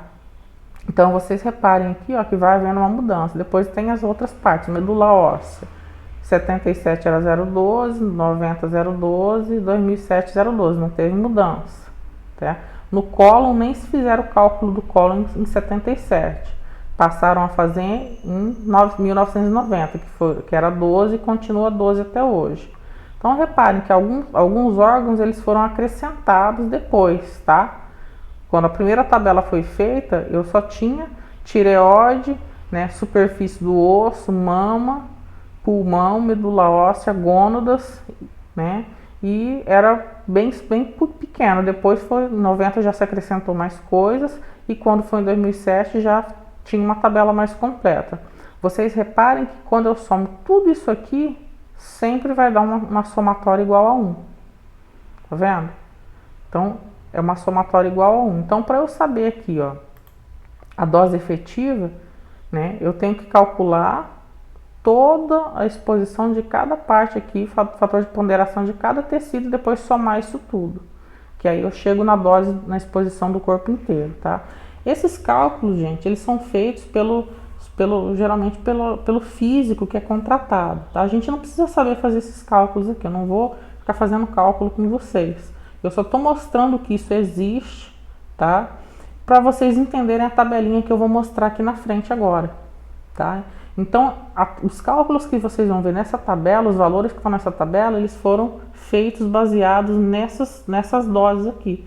Exposição, dose equivalente, dose efetiva, tá? Então, isso tudo existe um cálculo que é feito para chegar naqueles valores que eu vou mostrar na tabela para vocês, tá?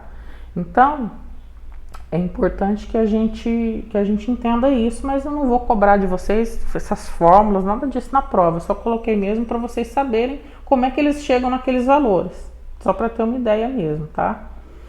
Então, nós temos uma norma da CENEM, que é a norma 3.01, que nessa norma existem as diretrizes básicas de proteção radiológica, tá? Então, nessa diretriz básica de proteção radiológica é um documento que contempla todas essas publicações que a gente está vendo aqui, ó, Resolução 2704, né, Resolução 4805, Portarias 07/05, Resolução 114/11 e Resolução 164/14. Então, nessas diretrizes é um resumo, é um conjunto de toda essa legislação aqui, tá? E nessa norma da CENEM, a gente tem esses valores aqui, que são as diretrizes básicas de proteção radiológica, tá? Essa tabelinha para a gente é importante, né? Porque repara que a gente tem aqui, ó, os limites de doses anuais, tá? Dos indivíduos que são ocupacionalmente expostos, quer dizer que somos nós, né? Os indivíduos ocupacionalmente expostos, e os indivíduos do público em geral, tá? Então a gente tem aqui, ó, esses limites de dose, né, são limites de dose anual. Então o limite de dose anual, ele vai estar sempre de acordo com o calendário do ano mesmo, de janeiro a dezembro, tá? Então a gente considera o calendário do ano, tá? De janeiro até dezembro, tá? Então a gente tem aqui, ó, qual foi, né, que órgão, né, que está considerando para dar esses limites de dose que a gente está vendo aqui, tá? Então aqui, o que é a dose efetiva mesmo? Lembra a dose efetiva que eu falei lá atrás, né, quando eu mostrei o cálculo? A dose efetiva é aquela dose de corpo inteiro, né? Então quando eu falo de dose efetiva, eu estou falando de uma exposição de corpo inteiro da pessoa, né? É a exposição que a gente toma no serviço, no dia a dia do nosso trabalho, uma exposição de corpo inteiro, né? A gente está com o corpo inteiro mais exposto. Então, essa exposição de corpo inteiro, o indivíduo ocupacionalmente exposto, ele tem que ter, né, 20 milisievert por ano, ele pode ter. Porém, né, na média aritmética de 5 anos consecutivos, ele não pode exceder 50 milisievert em nenhum ano. O que isso significa? Tá? Significa o seguinte, tá? Num período de 5 anos, ó, média aritmética em 5 anos, que é essa letrinha B aqui, ó, que tá do lado, tá vendo? Média aritmética em 5 anos consecutivos, desde que não exceda 50 milisievert em qualquer ano. O que isso significa? Se ele está fazendo o cálculo de 5 anos de exposição, e na tabela está me dizendo aqui que eu posso ter 20 milisievert por ano, então se eu multiplicar aqui 5 por 20, vai ser igual a quanto? Vai ser igual a 100, concorda? Então significa o seguinte, que num período de 5 anos, tá? Em 5 anos, eu posso ter, né, uma dose de 100 milisievert. Tá? Eu vou escrever porque meu teclado está sem o número 1, então 100 é o número 100, tá?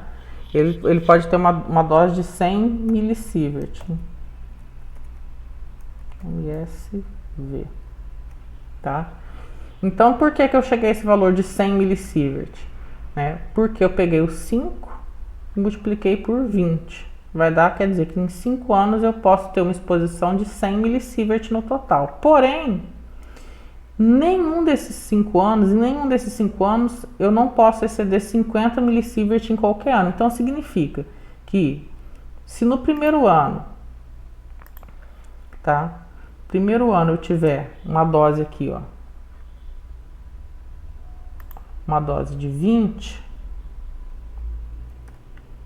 meu teclado não está funcionando o número 2, 20 milisievert, vou colocar aqui, MSV, né?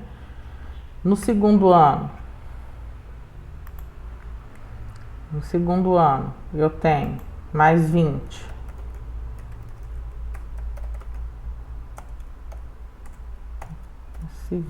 tá? No segundo ano eu tenho mais 20, quer dizer que eu já tenho um total de 40. Primeiro ano foi 20, segundo ano foi 20, já tem 40 milisievert. Então tá sobrando 80 milisievert aí ainda que eu... Aliás, 80 não, né, gente? 60 milisievert ainda que eu posso ter à disposição. 20 no primeiro ano, 20 no segundo.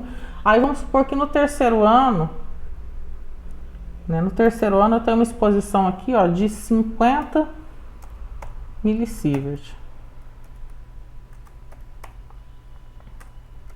Então a gente vai somar aqui, ó, 20 com 20 dá 40, com 50 vai dar quanto? 90.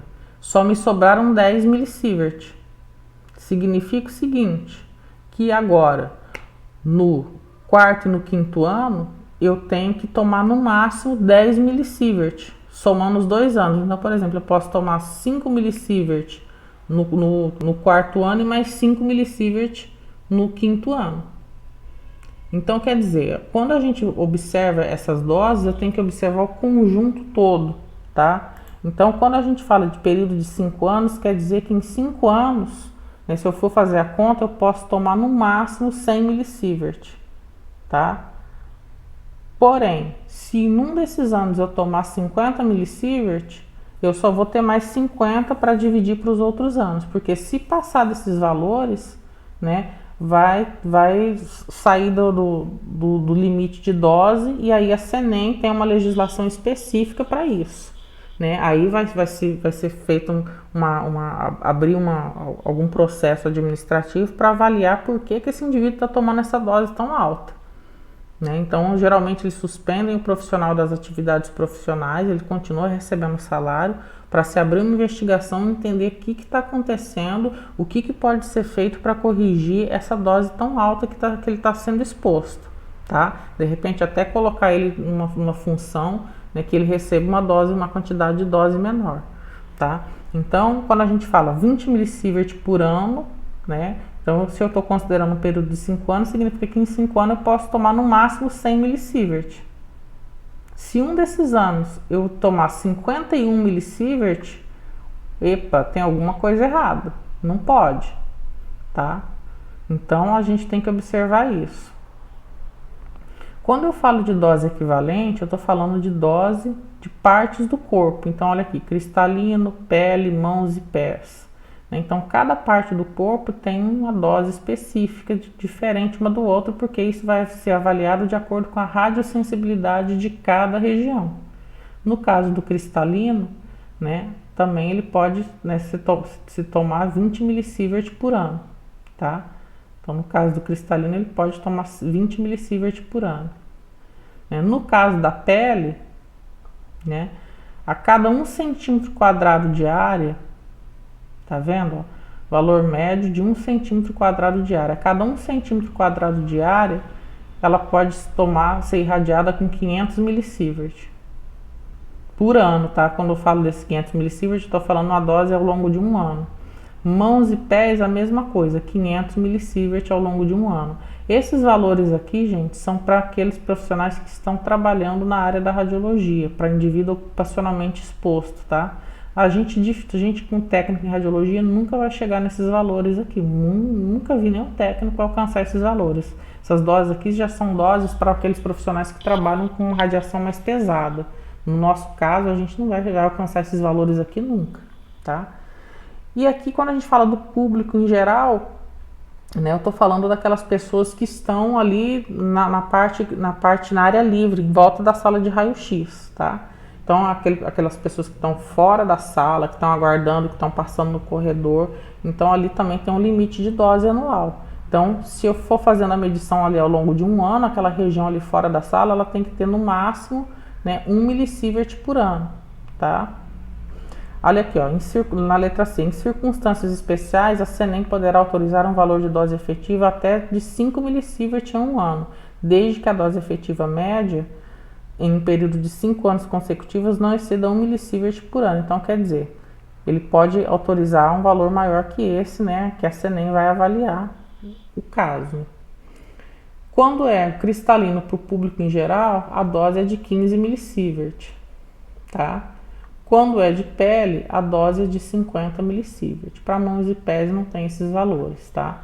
Então, essa tabelinha aqui, ela é uma tabelinha que está na legislação, tá? Que é nessa norma CENEM 3.01, né? E são esses valores que são válidos, né, atualmente na legislação brasileira, tá? Esses valores passaram por algumas mudanças, alguma atualização, tá? Houve mudança, antes aqui no cristalino, se não me engano, era 150 milisievert, agora são 20 milisievert, quer dizer, a dose diminuiu, né? Então, esses valores passaram por uma atualização. Geralmente, é mais pra gente, a gente tem que estar atento para nossa parte aqui, tá? Isso aqui às vezes é cobrado em concurso, esses valores. Nessa norma da CENEM, né, 3.01, a gente tem, né, algumas orientações, ó. Para mulheres grávidas ocupacionalmente expostas, né, então quer dizer, vamos supor que a técnica em radiologia ela fica grávida. Tá? Quando a gente fala de indivíduo ocupacionalmente exposto, é aquele que trabalha com radiação, tá? Suas tarefas devem ser controladas de maneira que seja improvável que a partir da notificação da gravidez o feto receba a dose efetiva superior a 1 milisievert durante todo o resto do período da gestação. Então reparem que a dose do feto aqui é a dose que a gente considera para o público em geral, que é de 1 milisievert. Lá na tabela está mostrando que para o público, né, é 1 milisievert. Então significa o quê? Geralmente quando a técnica em radiologia ela engravida, né, ela é desviada de função dentro do setor da radiologia. Ela fica responsável, acaba indo trabalhar numa outra função, né? Às vezes ela vai trabalhar na recepção do serviço da radiologia, vai trabalhar fazendo alguma outra coisa ali, onde ela não lida direto com a radiação. Ela pode até trabalhar organizando os pacientes, as fichas do paciente, mas ela não vai trabalhar diretamente com a radiação ionizante, tá? Então, ela passa por alguma atividade ali que não vai expor o feto a uma dose maior que 1 milisievert por ano, tá? Então, é uma norma, né, do CNEM que vai garantir que essas mulheres grávidas elas possam, né, proteger a sua gestação, proteger o feto durante o período de gestação, tá? Indivíduos com idade inferior a 18 anos não podem estar sujeitos a exposições ocupacionais. Significa o quê? Por isso que quando você vai fazer um curso de radiologia, né, você tem que ter mais de 18 anos, tá?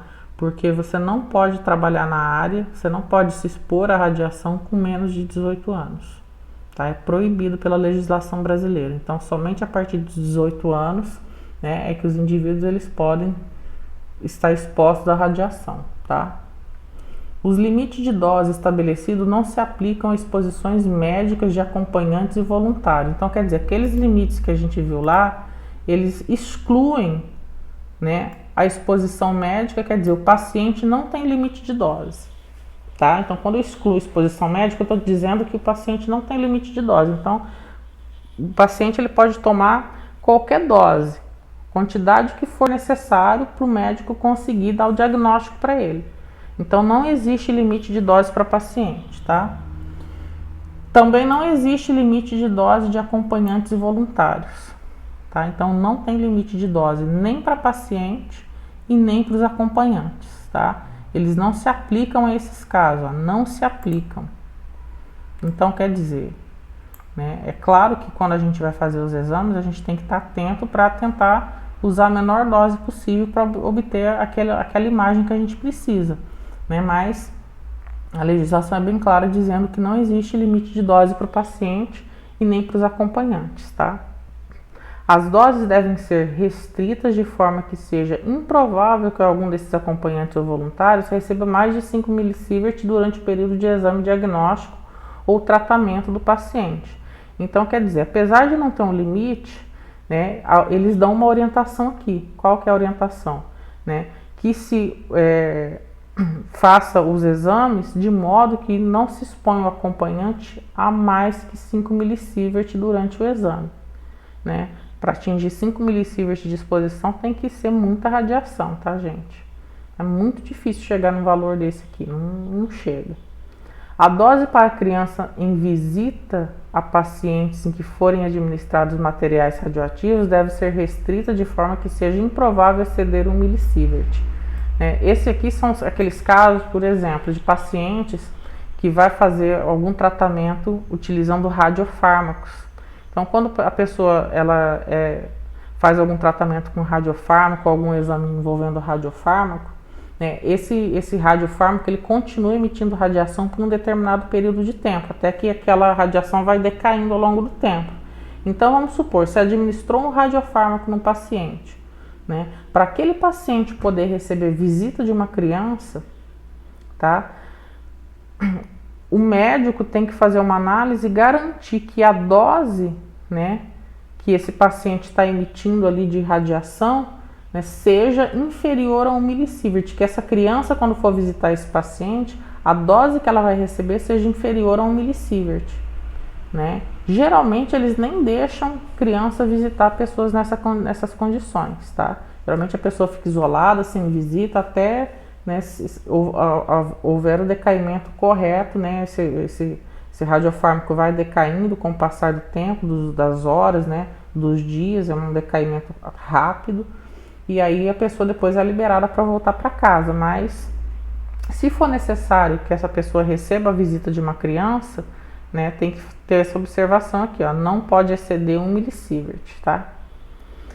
Os indivíduos ocupacionalmente expostos, que são os IOEs, né, indivíduos ocupacionalmente expostos, devem seguir as regras e procedimentos aplicáveis à segurança e proteção radiológica especificados pelos empregadores e titulares, incluindo participação em treinamentos relativos à segurança e proteção radiológica que os capacite a conduzir seu trabalho de acordo com os requisitos desta norma. Significa o seguinte, né? É comum, às vezes, os serviços eles fazerem treinamentos de proteção radiológica pelo menos uma vez por ano para todos os profissionais envolvidos nesses setores, né? Então, é obrigatório, tem que participar, tá? Os profissionais da radiologia, eles precisam participar desses treinamentos, né? Então, geralmente, eles devem, aqui ó, tá falando que eles devem participar desses treinamentos relativos à segurança e proteção radiológica.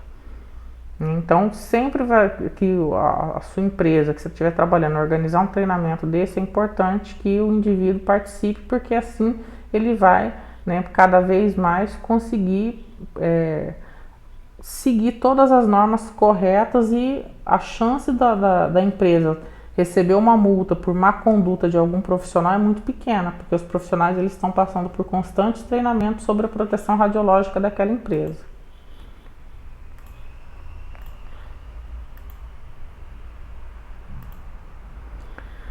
Monitoração individual, monitoração diária e avaliação da exposição ocupacional. Também tem na norma do CENEM 3.01.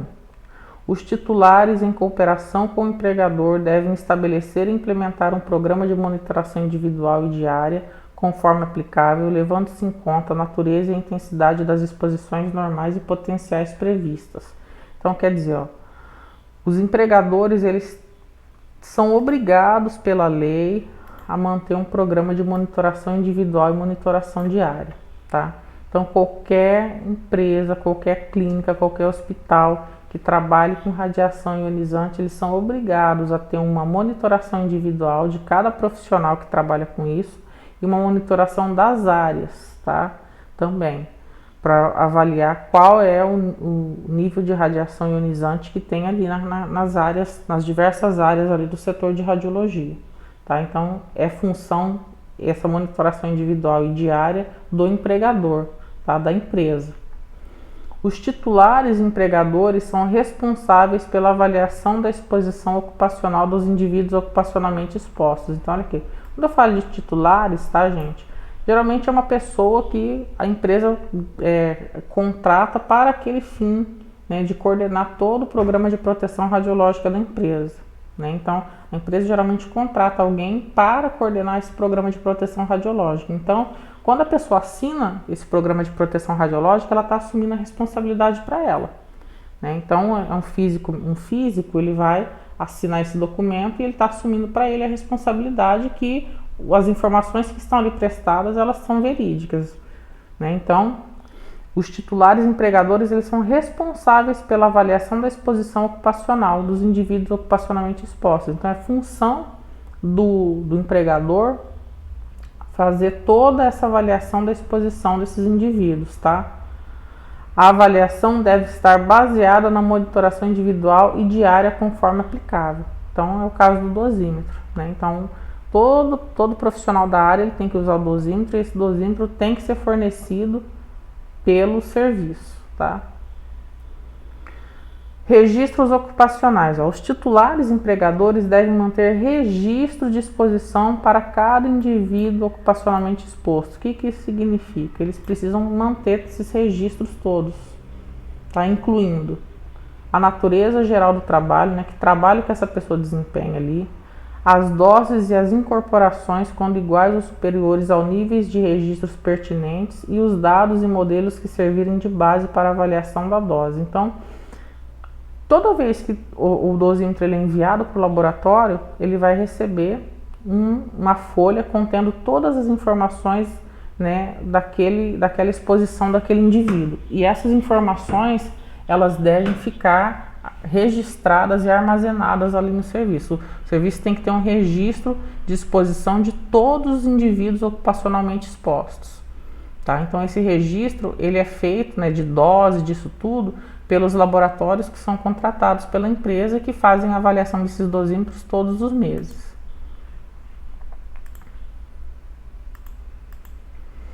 Né? Os registros ocupacionais, ó. Se os indivíduos ocupacionalmente expostos estiverem envolvidos em atividades que levem ou que possam levar à exposição de uma fonte que não esteja sob controle do seu empregador, O titular responsável pela fonte deve fornecer ao indivíduo ocupacionalmente exposto e ao seu empregador os registros de dose referente ao período de realização dessa atividade. Isso aqui é aquele caso que o técnico trabalha em mais de um hospital, né? Então, se ele trabalha em 2 hospitais, cada hospital, né, é responsável por controlar a dose que ele está tomando ali naquele hospital. Então, olha aqui, ó. Se os indivíduos ocupacionalmente expostos estiverem envolvidos em atividades que levem ou possam levar à exposição de uma fonte que não esteja sob controle do seu empregador, quer dizer, uma fonte que não esteja sob controle do seu empregador, quer dizer, é um outro emprego, né? Ele tem, além daquele emprego, ele tem um outro emprego. O titular responsável pela fonte, quer dizer, o outro emprego, que é o titular responsável pela fonte, deve fornecer ao indivíduo ocupacionalmente exposto e ao seu empregador os registros de dose referente ao período de realização dessas atividades. Então, né, caso seja necessário, né, então ele pode requisitar para o outro hospital que ele trabalha o registro dessas doses. Mas isso, gente, só acontece quando, né, por exemplo, a pessoa ela tem uma exposição acidental e a dose vai lá para as cucuias, é uma dose muito alta. Porque no dia a dia, né, isso acaba não acontecendo, porque se o técnico ele toma todos os cuidados, ele não vai ser exposto a altas doses. A nossa profissão é uma profissão muito segura, né, mas a legislação prevê isso, tá? Que ele pode requerer, né, o relatório de doses, esses registros de doses de um outro empregador dessa pessoa, tá? Empregadores e titulares devem dar acesso e informar aos indivíduos ocupacionalmente expostos os dados dos seus registros de dose. Se você entrar em qualquer setor de radiologia, você vai ver sempre uma tabelinha presa ali na parede, perto dos dosímetros, com o nome de todos os profissionais que trabalham ali com radiologia e a dose que cada um recebeu ao longo daquele mês, tá? Isso é obrigatório, né? Você tem direito a saber quanto de leitura, quanto de dose veio no seu dosímetro, tá? Então você tem o direito de saber, né, quanto de dose você recebeu, bem como fornecer uma cópia do histórico de dose quando solicitado. Então você também pode chegar e falar, olha, me dá aí o meu relatório de dose que eu quero guardar comigo. Você pode chegar e solicitar. O empregador ele tem obrigação de fornecer esse documento para você, tá? Se o empregador ou titular cessar a sua atividade envolvendo exposição dos indivíduos ocupacionalmente expostos, deve providenciar meios para a guarda dos registros de doses anuais dos IOS em um órgão de registro oficial e comunicar esse fato à CENEM. Então vamos supor que você está trabalhando numa clínica e um belo dia essa clínica fecha. Para de trabalhar com essa atividade. Mesmo assim, né, essa empresa ela tem que providenciar meios para guardar os registros de dose anuais de todos os profissionais que trabalhavam ali com a radiação ionizante, tá? Ou em um órgão de registro oficial, né, e comunicar esse fato ao CENEM, porque o CENEM ele mantém, né, o relatório de dose de todos os profissionais que trabalham com radiação ionizante no Brasil, tá? E esses dados têm que ficar armazenados por muitos anos, tá? Os registros de dose para cada indivíduo devem ser preservados durante o período ativo do indivíduo. Então, durante todo o seu período que você estiver trabalhando com radiologia, esses registros eles têm que ser armazenados, eles têm que ser guardados. Esses registros devem ser preservados até os indivíduos ocupacionalmente expostos atingirem a idade de 75 anos, pelo menos. Então, quer dizer, até você completar 75 anos é obrigatório, mesmo que você já estiver aposentado, mesmo que já tiver muito tempo que você não trabalha na radiologia, até os 75 anos é obrigatório guardar todos esses dados de quanto de dose que você tomou ao longo da sua vida profissional. Pelo menos por 30 anos após o término da sua ocupação, mesmo que já falecido. Então, quer dizer, mesmo que a pessoa venha a falecer, ainda assim é obrigatório guardar aqueles relatórios.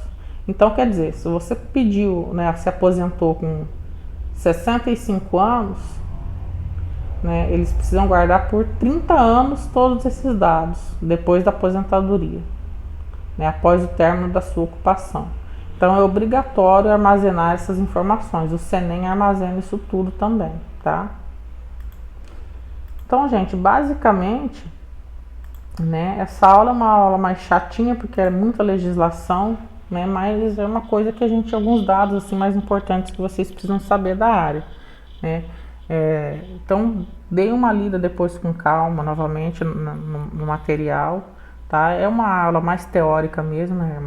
Vai exigir de vocês uma leitura, né? Mas eu vou passar depois um estudo dirigido, né, sobre esses assuntos para dar uma resumida, porque é muita teoria, né? Então eu vou passar só aquilo que é principal para vocês depois, né? E é justamente essa parte que é mais importante que a gente vai estudar para fazer a nossa prova final, tá? Eu vou passar um estudo dirigido, um roteiro de estudo dirigido para vocês direitinho, né? Com um resumo disso aí tudo, que é o que é realmente mais importante para a gente, tá? E vou deixar também o link lá da legislação completa para quem tiver interesse depois de ler na íntegra, né? É muita coisa, muita informação, muitos dados, né? Mas eu procurei fazer um resumo aqui só daquilo que é mais importante mesmo, tá bom? Bons estudos, né? E a gente termina por aqui hoje.